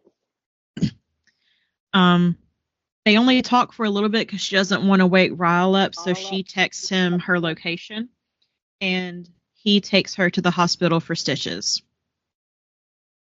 Chapter 24. The doctor comes in and says that he wants to do a CT, but keep her overnight for observation instead. And she says, well, why can't I just have a CT and be done with it? And he says he doesn't like to do CTs on pregnant women. That's when she realizes that she's pregnant. And her world literally collapses around her. They have been trying. That was part of the conversation. Well, this particular part, it reminded me of New Moon when Edward left Bella, and we get those 3 pages of just nothingness. That's kind of what I visualize happening here, is that she just completely shuts down. Yeah. Atlas takes her back to his house in the suburbs, and she falls asleep, crying and just exhausts herself. Well, yeah, that's a lot to take in. You just had this horrifically traumatic thing happen to you, but then someone looks at you and says, "Oh, you're pregnant." And while you've been wanting to get pregnant, you're trying to grasp with you've got anger and sadness and pain and physical pain, but you're supposed to be happy too. Like, I can't imagine trying to cope with all of those emotions at one time. Yeah. The next morning, she's awakened by the smell of breakfast. Atlas was making her toast, which is her absolute favorite. Atlas has to go to work, but he promises to be back a little bit after lunch and have a short day. He writes her a note that says, "Just keep swimming, Lily." Alyssa sends a text that she's being released from the hospital and wants Lily to come over as soon as she wants to. Lily is ignoring all texts and calls from Ryle, and she and Atlas end up watching a week's worth of episodes of The Ellen Show. It's her Lily, watch. yeah, Lily has she doesn't want to leave, but she also doesn't want to impose on Atlas, so she doesn't outright ask how long she can stay or anything, but Atlas says stay as long as you need to. Lily ends up going to work the next day, and she's scared that Ryle will be there waiting for her. She basically spends the whole day there at the shop just looking over her shoulder. Alyssa calls and chats about the baby, and Lily just basically, with her, acts like nothing is happening. And it's clear that Ryle hasn't told her what happened either. Near the end of the day, when she's the only one there, Ryle shows up with a set of keys. He says that he's leaving for Cambridge and he won't be home for 3 months.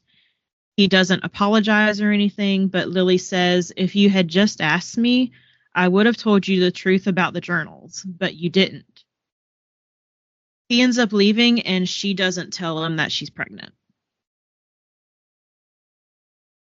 Which I agree with her, because I think a lot of us have journals from when we were teenagers, and I can imagine some of the things that we said in them. One, they were probably ridiculously dorky. Two, it probably was intimate moments of our, like you, like we were talking about earlier, when you're trying to figure out what love is, and you're trying to figure out oh, you're in love, you are in love with this person, or maybe you did, decide that sex was for you as a teenager, and you wrote about it. And those are things that I can't fault my spouse. If Jerry had journals and he had written about them, because dudes have journals too. I can't get mad at what he chose to do at 17. Now that we're, I think they're supposed to be in their 20s, correct? It's been in the book, they're supposed to be in the 20s. I want to preface this by saying Colleen acknowledges that it's not realistic for a neurosurgeon resident to be that young. So in the movie, they are aged up a little bit. Okay, that makes sense. But so they're 20, 30 years old. So say I met Jerry when we did meet in our 20s. But anyway, say I met him closer to 30. You can't go back and look at and be angry and be like, I am mad at you for the person you slept with when you were 17. Let's be realistic, right? I mean, yeah. But that is another thing that took me to 4 stars. These are the 3 things that really, in a reread, made me go, oh my God. Why did I not see this the first time? I don't know. And that's part of why I really like this book, is that most of this book is from the point of view of Lily, but it's very evident that she is not reliable. She's not a reliable narrator. Well, are you reliable when you're dealing with that kind of emotion, though? No, you're not. That's I'm saying. Exactly. That's why I like it. Yeah. Yeah, I'm agreeing with you. I'm saying you're not reliable. I mean, because you're all over the place, and it's a strange thing to be in that sort of situation. And to anyone that's been in it, you don't need this explained to you, but it's a very awkward thing. Because one minute you're like, nope, I'm not doing this anymore. I can't do this. And the next minute you're like, but I'm in love. It's a very fine line that you walk, Yeah. And even though Ryle drops off those keys and says he's leaving, she doesn't want to go back home to where all of that had happened. Mm-hmm. So she ends up going back to Atlas's house. Alyssa texts her and was like, "Hey, I haven't heard much from you. You're okay?" Lily basically lies about everything. This next part was super adorable, though. She should say to her. No, because there's no eloquent way to say your brother hit me, and bit me and abused me. He bit her. He hit her. There's a lot going on here. He shoved me down a flight of stairs. There's no easy way to say that. That has to be a conversation. So that night, Atlas hasn't made it home yet, but the doorbell rings, so Lily goes to answer it. And these 4 guys are standing there and was like, "You're not Atlas." She's like, "I'm not Atlas." And they kind of just shove their way in, and they start playing poker, and they figure out that this is a weekly occurrence at Atlas's house. It's very endearing. They don't really ask many questions, but they're all very open with each other. And Lily's like, "I'm here because I'm pregnant and my husband hits me." And the other dude is like, "Oh, well, my wife did X, Y, and Z, so that's why I'm hanging out with Atlas." It's not funny, but it's like, I love the, they're like trauma bonding. Right. Immediately, they're like, "We got you, girl. Sit down." Right here. It's like they're patting this head. They're like, "Come on, right here. You safe space, safe space." But during that poker night, Lily tells the guys that she feels guilty staying there. She doesn't want to create trouble with Cassie. And the dudes are like, "Who's Cassie?" Like, Atlas's girlfriend. And they're like, "Man, Atlas doesn't have a girlfriend." Gives me saying she's insignificant.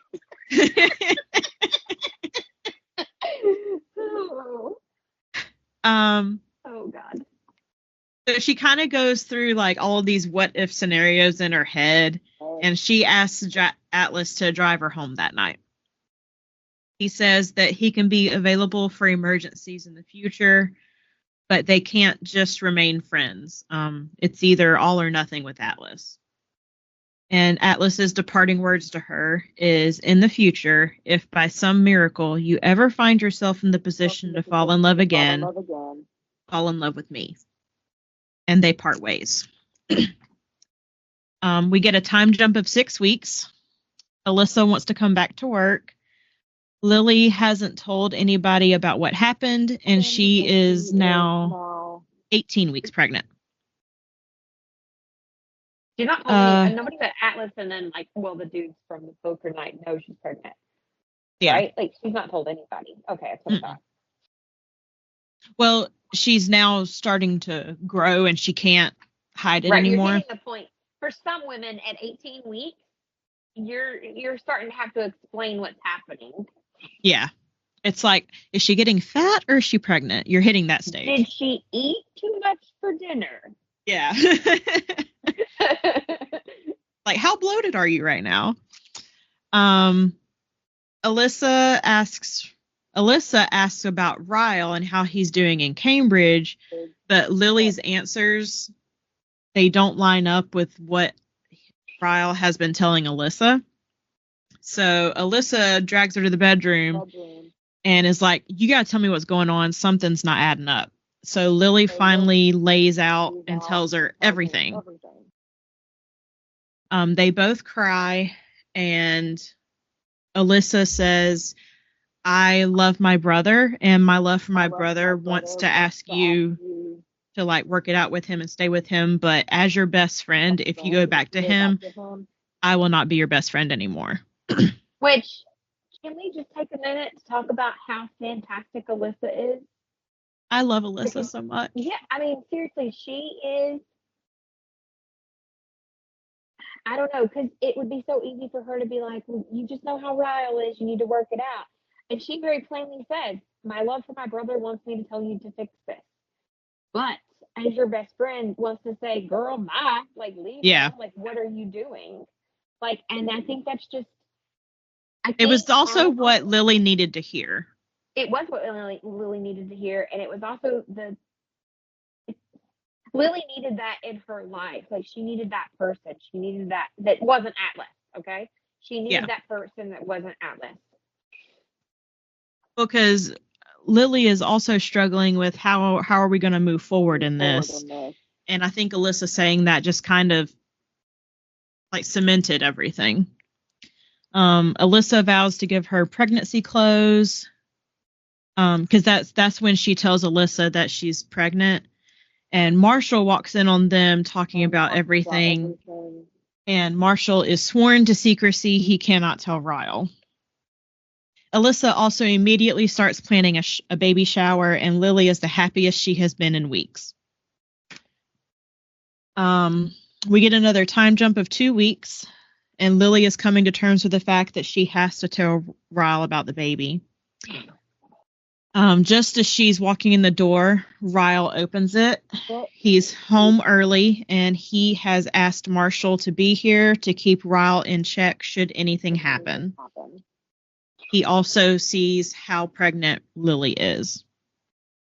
I mean, as someone who works in a hospital and probably, well, that's not his specialty, he probably can understand, like, that is a pregnant woman. I mean, and at 18, 20 weeks, I mean, because that's usually about the time when you're finding out the gender of the baby, if you want to find out. So, I mean, you're pretty far along. You would be pregnant. Like, I mean, I was full on wearing like pregnancy clothes at this point. Like, it was noticeable. I looked like I swallowed a basketball. So, I mean, it would be pretty obvious to be like, whoa. So Marshall stays in the living room, and they go to the bedroom to talk. Lily basically lays it all out. She says there's no going back from what happened that night. Ryle says that he basically understands, and he had planned to come back to say that he was going to take that job in Minnesota, but now that he knows about the baby, he can't leave. He doesn't want to leave. It gets very passionate there. And they do start to kiss, but Lily instantly freezes and says, I can't do this, and Ryle immediately leaves. It's probably extremely confusing. Because you do love this person, but like you're terrified of what might happen again. Yeah. But that's her inner battles, because she truly loves Ryle, and she knows that Ryle loves her, but it can't continue like this. Mm-hmm. Lily also finally goes and sees her mom. She has avoided seeing her mom in person ever since she found out she was pregnant, because she didn't want to talk about it, basically. But when she shows up at her mom's house, she takes off her coat, and her mom sees how pregnant she is. She finally tells her mom everything that's been going on and how she's been handling it, and her mom is very, very proud of her. 3 months later, they have the baby shower. Lily is absolutely inundated with gifts and love from everybody. As they're cleaning up, Ryle shows up, and he helps take everything back to the apartment. He starts to set up the crib for her, and she allows it. He asks if there's anything else she needs, because he wants to be involved, and she says no. So he leaves. 2 weeks later, Lily is finishing painting the mural in the nursery. And she's very proud of this mural. She's worked very hard on it, and she wants everyone to come see it. So she's like, let me text Alyssa. No, she's got the kids. She's busy. Let me text my mom. No, she's out with friends having lunch. She can't think of anyone else to text, so she breaks down and texts Ryle. He answers immediately, and since he's still living with Marshall and Alyssa, he's there almost immediately. He absolutely admires everything that she's done, and they finally talk. Ryle wants to be the best dad and the best husband. He wants to be involved. He wants to be a family. Lily asks for patience. She basically says she doesn't know how she wants to move forward. And she says that she can't give an answer on anything until after the baby is born. She doesn't trust herself. Ryle temporarily moves back in, but he stays on the couch. Lily is on maternity leave. Just as Ryle is leaving for work, her water breaks. So they run to the hospital, or they go to the hospital. Her contractions are only a minute apart, and she has the baby pretty much instantly, and it's a girl. They hadn't chosen a name because they hadn't been together enough to discuss that. But Lily says, "What about Emerson?" in honor of Ryle's brother. Which I thought was so sweet. I love that. And in those few moments before or after the birth, Lily knows what she needs to do. And I'm going to turn, she says that she wants a divorce. Ryle is like, no, you've just had a baby. Like, let's think about this. Give it a few days. And I'm going to go to page 361. Nope. Okay. She says, I want a divorce. He says, Lily, please don't do this. His voice is pleading.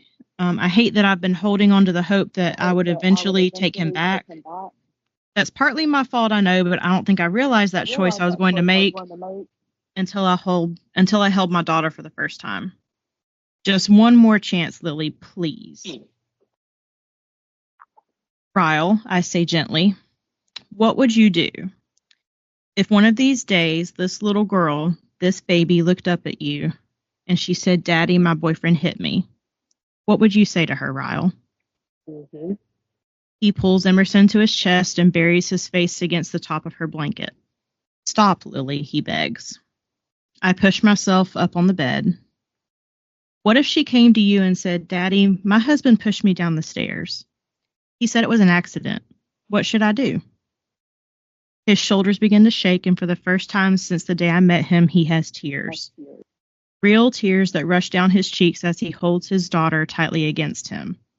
I'm crying too, but I keep going for her sake. What if she came to you and said, my husband tried to rape me, Daddy. He held me down while I begged him to stop, but he swears he'll never do it again. What should I do, Daddy? He's kissing her forehead over and over, tears spilling down his face. What would you say to her, Ryle? Tell me, I need to know what you would say to our daughter if the man she loves with all her heart ever hurt her. He leans toward me and wraps an arm around me. I would beg her to leave him, he says through his tears. His lips press desperately against my forehead, and I can feel some of his tears as they fall onto my cheeks. I would tell her that she is worth so much more, and I would beg her to not go back, no matter how much he loves her. She's worth so much more. Ryle leaves to kind of go compose himself. I'm skipping a little bit. I'm now on page 360. Cycles exist because they are excruciating to break. It takes an astronomical amount of pain and courage to disrupt a familiar pattern. Sometimes it seems easier to just keep running in the same familiar circles rather than facing the fear of jumping and possibly not landing on your feet. My mother went through it. I went through it. And I'll be damned if I allow my daughter to go through it. I kiss her on the forehead and make her a promise. It stops here with me and you. It ends with us. Breaking generational trauma, and I am now bawling my eyes out. I'm sorry. I didn't mean to make you cry. Well, like, reading it is one thing, but, like, hearing it in someone else's voice, like, ooh, like. So, that's technically the last chapter, but there is an epilogue. It's 11 months later. Lily is about to hand Emerson off to Ryle for the day before she goes to work, and she runs into Atlas. They briefly chat since they hadn't seen each other in over a year. She's like, sorry, I'm kind of in a hurry. Let me go drop Emerson off. She leaves and gives Emerson to Ryle, and then she doubles back to find Atlas again. She finds him and says, I forgot to tell you her middle name. It's Dory. They hug, and Atlas reminds her that whenever she is ready for him, he's there. And she says she's ready. Atlas says, "You can stop swimming now, Lily. We finally reached the shore." Which is adorable, but I mean, can I just take a second to say, excuse me, ma'am, Emerson Dory? I can't with you. Listen, you had me crying, you had me going, yeah, and then you said Emerson Dory, and I went, what? I literally just got done crying, and now you've got me over here going, why not Emerson, Ellen, I don't know, I don't even like that, but I'm just saying, like, Dory. No, really, just no. But yes, I did want to read those few passages just because they were very, very impactful, and it really drove the point home of it doesn't matter how much you love someone. If your actions don't match up with that love, there's nothing you can do about it. 100%. And in the words of Oprah, you get a tissue, and you get a tissue, and you get a tissue. Because I just literally, because I'm in a hotel room, went and got the toilet paper off the roll. I just brought the whole roll in here. I was like, well, this is going to happen.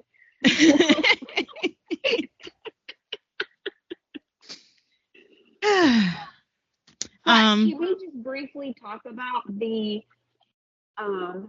it starts with us? Like, we won't go into it because we actually did in a previous episode, but can we just say, we didn't need it to happen. It was fine. We should have left it. So many people wanted a sequel because they wanted to see Lily and Atlas's story actually be together. I was perfectly happy with this ending. I was not one of those people that wanted a sequel. I was excited when I heard we were getting a sequel, but I was perfectly content with the end. So what I will say is I was then very disappointed and thought we should have just left it alone. Yeah. That's where I am. So if you haven't read the sequel and you're like, ooh, maybe I should do that, well, that's up to you. But neither one of us liked it. I'm going to say both of us gave it like 3 stars. Yeah, I think I gave it 3 stars. Colleen. Well, what I will say is there are parts of It Starts With Us that made me laugh really hard. And there were some really good quotes in it as well, just like we just got. However, Colleen could have never given it to us and I would have been fine. Yeah. Well, because I feel like It Starts With Us. There's not a lot of heart to it. And I mean that because for anyone who doesn't know, It Ends With Us is very loosely based. Or I should say it draws inspiration from Colleen's mother's own life. Yeah. I won't say based on, I'll say draws inspiration from. And you lose some of that heart in the sequel. You can tell that Colleen wasn't really, she didn't want to, but I think enough readers put enough pressure on her to do it that she finally did it. I think she wanted to give people what they wanted. And I think in her, she still had a story to tell. But I think It Starts With Us is more of a, sorry, I have the hiccups now. It is more of a rom-com, but with like miscommunication trope, honestly. Yeah. And that's really what frustrated me because we're probably going to say this pretty much every other episode, but like I get so irritated with the miscommunication happening in these books. Now, what I will say is some of the like tips that they have they're very like everyday, just like kind of boring tips. Like married couples and like couples that have been together for a long time, we have stupid tips. I mean, I'm sure you and Brad do. I know Jerry and I have like idiotic tips where like not saying we fight, but I'm like, like, you know, like, so to me it's just like I don't want to read that like, I appreciate that because it is normal life. But after the first book was just so profound, it was just so, like, if you have been in an abusive relationship or you come from an abusive home, it probably hits you in a much different way. If you've never been there, it sheds light on it where it makes you really appreciate for what you have. But it was just so, I mean, you all listened to what Bianca just read you. And if that didn't hit you, even if you have a cold, dead heart like I do, if that didn't hit you, then I don't know what's supposed to. So it just makes it really awkward and weird and kind of uncomfortable, frankly, that you get such a light, fluffy, normal, tiff, awkward communication book for the follow-up. I just, Yeah. ugh. No, I agree with you. You are not alone. Good. Well, it ends with us. You've heard Bianca's very non-spoilery review of the movie, which, I mean, if you've gone through this and you know what happens in the movie, I'm sure there are some differences. But let us know if you have read with us, how you feel about it. What's really weird is Book Talk is divided on this book. Half of it says it's fantastic. They agree with Bianca and I on how we feel this book. The other half says it's overrated. I don't understand the people that say it's overrated because even if you don't like Colleen's style of writing, it's a very powerful book. That's just all I have to say. The one thing that irritated me, Colleen is a Southern woman. She's from Texas, born and raised, still lives in Texas. Still lives in Texas, yep. And some of the Southern vernacular works its way into her writing. And one of my pet peeves, I say this as someone from the South. We both are. Yeah. There's a vernacular phrase in English. Instead of saying the word since, SINCE, you'll say since someone is doing so and so. In the South, a lot of people say being that instead of saying since. Yeah. Colleen typed and wrote being that 50 million times in this book, and I really want to take a Sharpie and write SINCE over every single one of them because that irritates me to no end. I'll give you that, but it's not one that bothers me. It basically means like you said, since or because, and I guess because I also grew up in the South, and I heard a lot of people say being that or like with that said, or I have a tendency to say with that said a lot. Well, with that said, I could understand, but being that, one, these people are supposed to be from Maine and living in Boston. They don't say being that. That is strictly a Southern thing. You'll hear someone's mama saying, being that. I'm just like, Colleen, no. That's true, but I guess that's what she's writing what she knows. Yeah. So, yeah, okay. It didn't bother me, but I understand that. But we've talked about, I've texted you about things that bother me really bad in books where you just laugh at me. Yeah.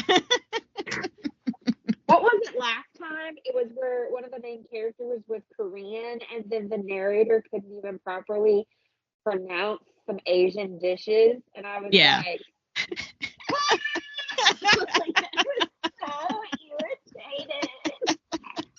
It was so, I mean, guys, we have a group chat, and I was like, and another thing, like, they were like starting to talk about something else, and I was like, and another thing. So angry. We'll move on to our last segment, our recent reads and acquisitions. Well, in the recent reads and acquisitions, let me ask you, ma'am, because we didn't really pay attention to half-year mark. Let's just do a quick check-in. How is your reading goal going? My goal was 50 books. I am currently on number 47. What? You'll have that done this month, absolutely. Yeah. What about you? My goal is 65, and as of this recording, I am at 66 books of 65. Woo! Woo! And 49 Which, is like, what? How? I read a lot of cozy mysteries that are only like 250 pages long.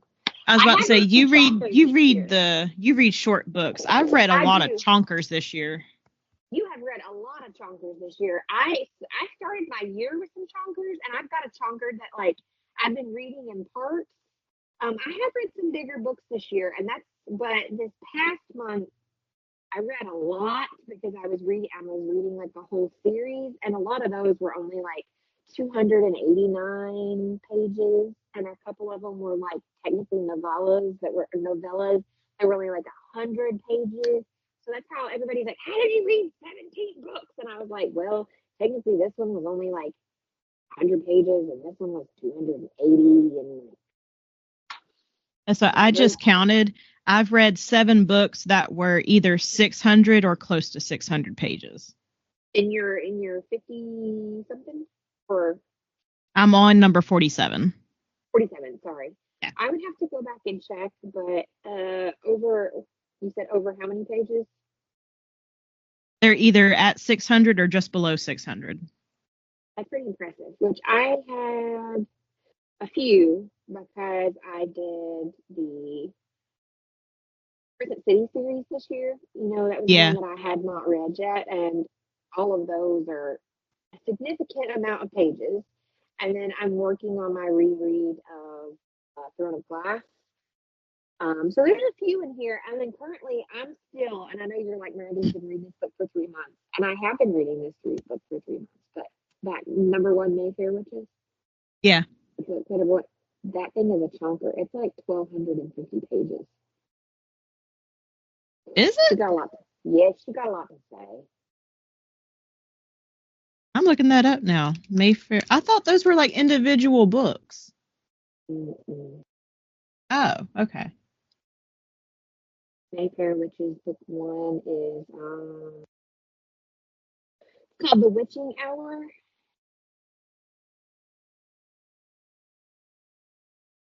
Okay. And it is, it's 1,207 pages.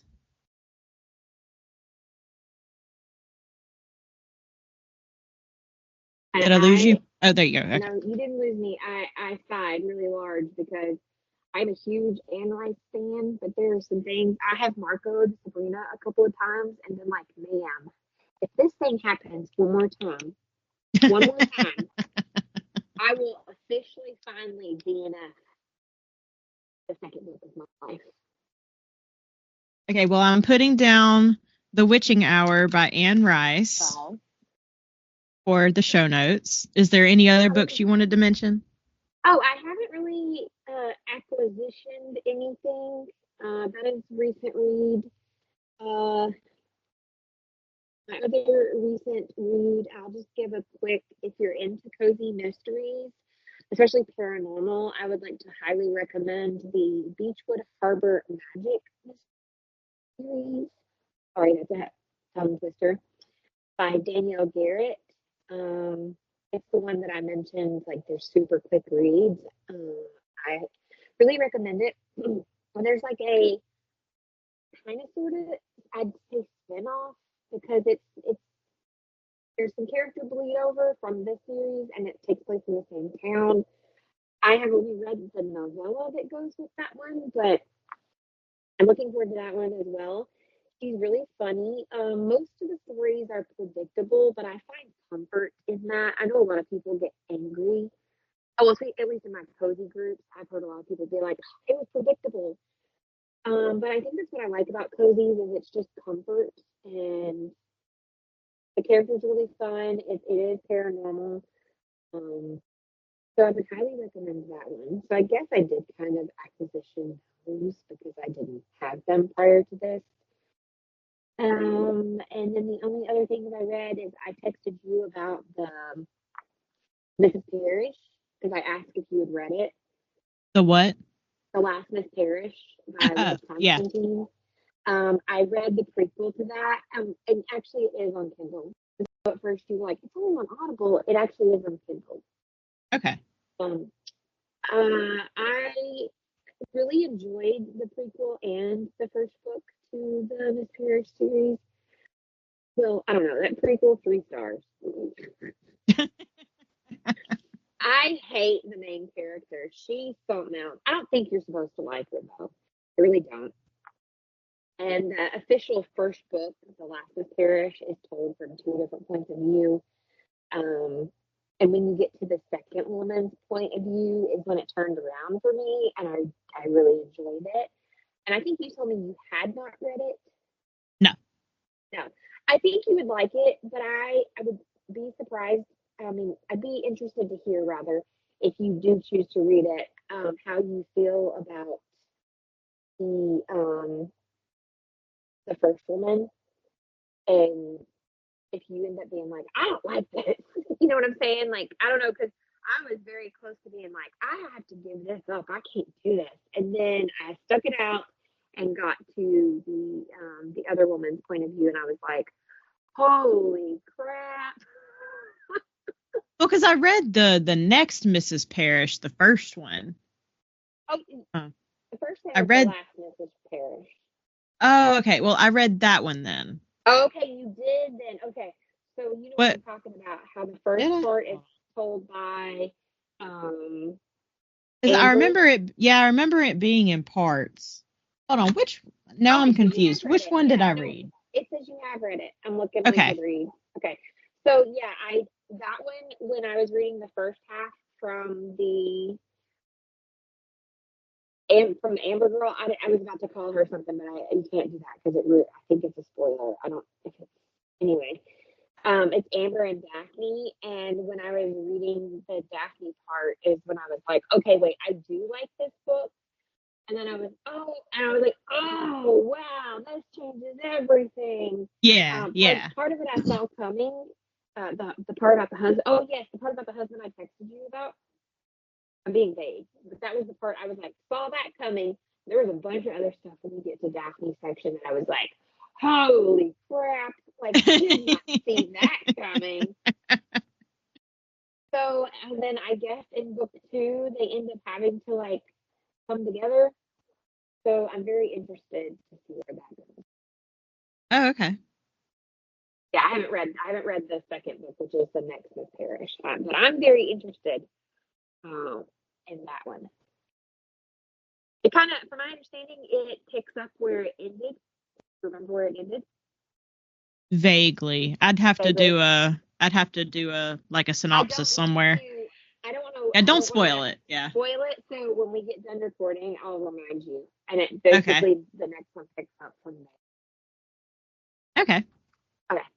So what did you have you purchased or actually free? Did you get anything new for your collection? And if not, what have you read recently you want to tell everybody about? I do have quite a few acquisitions because I went to the public library book sale. Go for it. So they were $1. I was like, heck yeah. I got Strange the Dreamer by Laini Taylor. This is a YA book. She's the author of the Daughter of Smoke and Bone trilogy. Have you ever read the Daughter of Smoke and Bone trilogy? I have not. Oh, it's like, Chef's Kiss, one of my favorites. Fantastic. Highly recommend. I picked up Indelible by Adelia Saunders. The little blurb says, a masterful, enthralling debut novel about fate, family secrets, and the stories our bodies tell. Take my money. Magdalena has an unsettling gift. She sees the truth about people written on their skin, names, dates, details, both banal and profound, and her only relief from the onslaught of information is to take off her glasses and let the world recede. Mercifully, her own skin is blank. Yep. Sign me up. I picked up The House of 1,000 Eyes by Michelle Barker.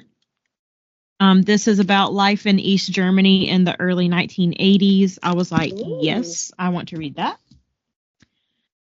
Dread Nation by Justina Ireland. Okay.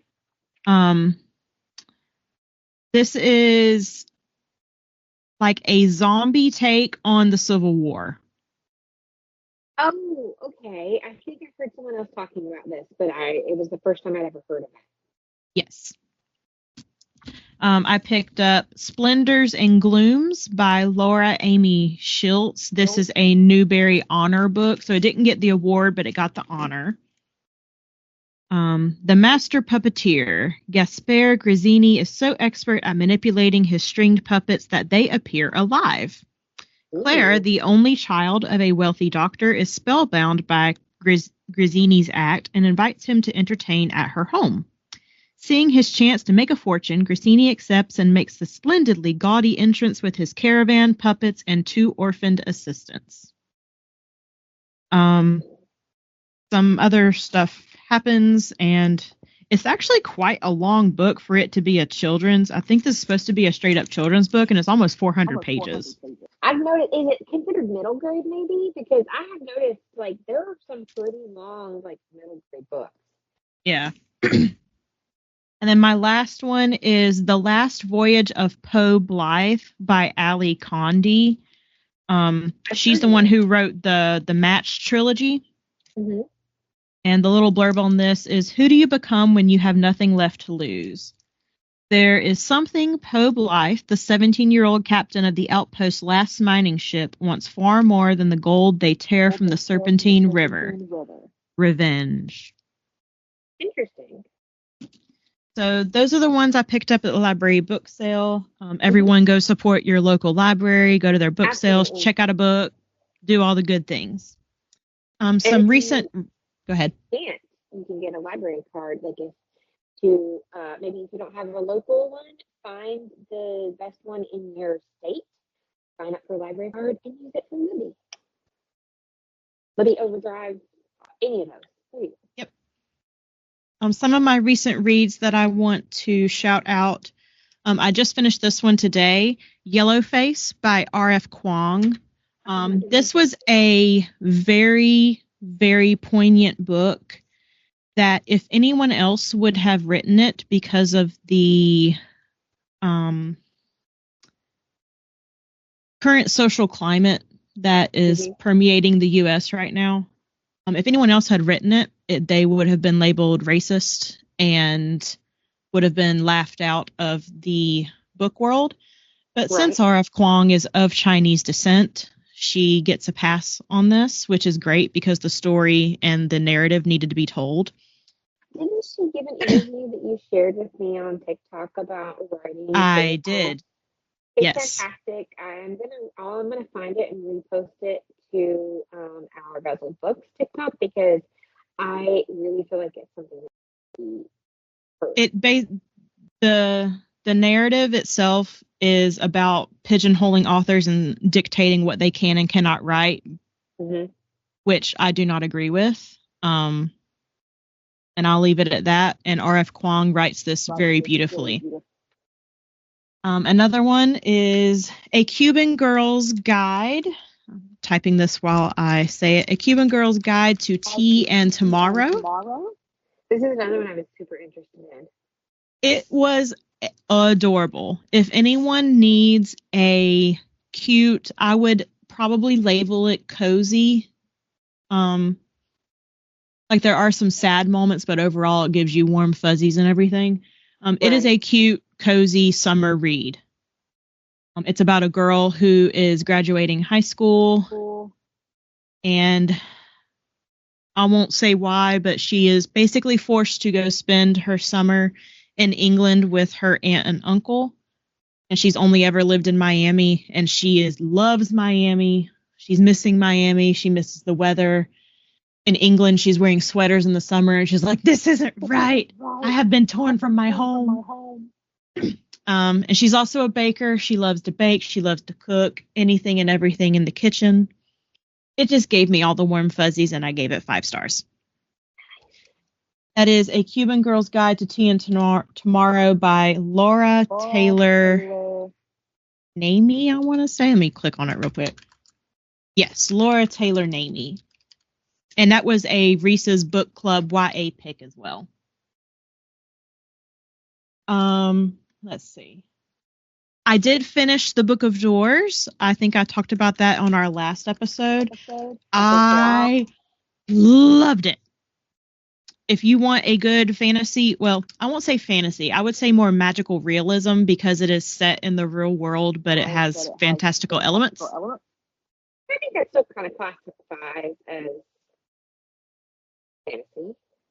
Well, I've learned when you say fantasy, some people think swords and horses and gallant knights and everything. Yeah, they immediately think like Sarah J. Maas or Tolkien. J.R.R. Tolkien, yeah. So I'm putting this in the magical realism category because it takes place in the real world, but stuff happens that is obviously not possible. But it was very good. There is adult language in this, which kind of takes me by surprise because the way it's written, it has more YA stylings. When you mean adult language, do you mean like how Miranda talks on a daily basis? Yes. Okay. I wanted to make sure you meant that and not like naughty. I was like, no. What are we going with? How Miranda talks like a sailor. Okay, gotcha. Yeah. It was just, that was kind of jarring because it's written very much in a YA style where everything is more easily laid out and easy to understand. And then you have people dropping F-bombs and stuff like that. So, have you heard how many F-bombs teenagers drop? That's what I was dropping them. Well, I drop them pretty still consistently, but I mean, that's pretty normal for teenagers. but typically with YA, it's a bit more clean and everything. So I just wanted to throw that out there.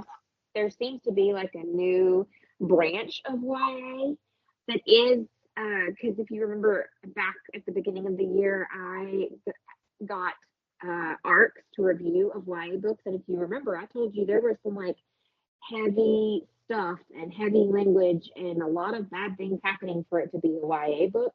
I do really feel like there's like a new branch taking place in YA that does hit those hard topics because they deal with them too, and they do speak craft as well. And I think it's kind of like we don't want to completely make that what YA is now, but there's like a branch of it where it's like, here, if you want this, it's still technically YA.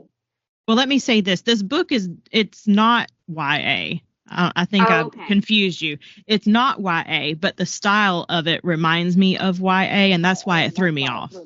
Oh, okay. Well, I'm still saying with what I said, though, that I really do think there is a new, like, subgenre of YA that is dealing with tougher topics, but it's still YA. Yeah. And then the last one I'm going to mention is the Revenant games. I almost started that today. Is it Maggie Brown? What was her name? Hold on. Hang on, I got it right here. Margie Fuston. There we go. Maggie Margin. I could see this. It's the first in a series. I did not know that when I picked it up. And when Hope and Brittany and Kelly were like, yeah, we're going to read this with you, they all got mad at me that I got them to read the first book in a series that had not been published yet. They're like, Bianca! I was like, I'm sorry. But it was really, really good. I gave it 4 stars. It is a YA. It's a YA fantasy. It deals with vampires and witches and wars between the clans and everything like that.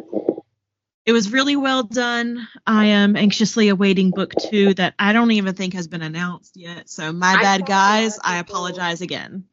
I saw a lot of people say that this book was written for the Twilight girls. I would say more for the Hunger Games girls, not necessarily Twilight girls.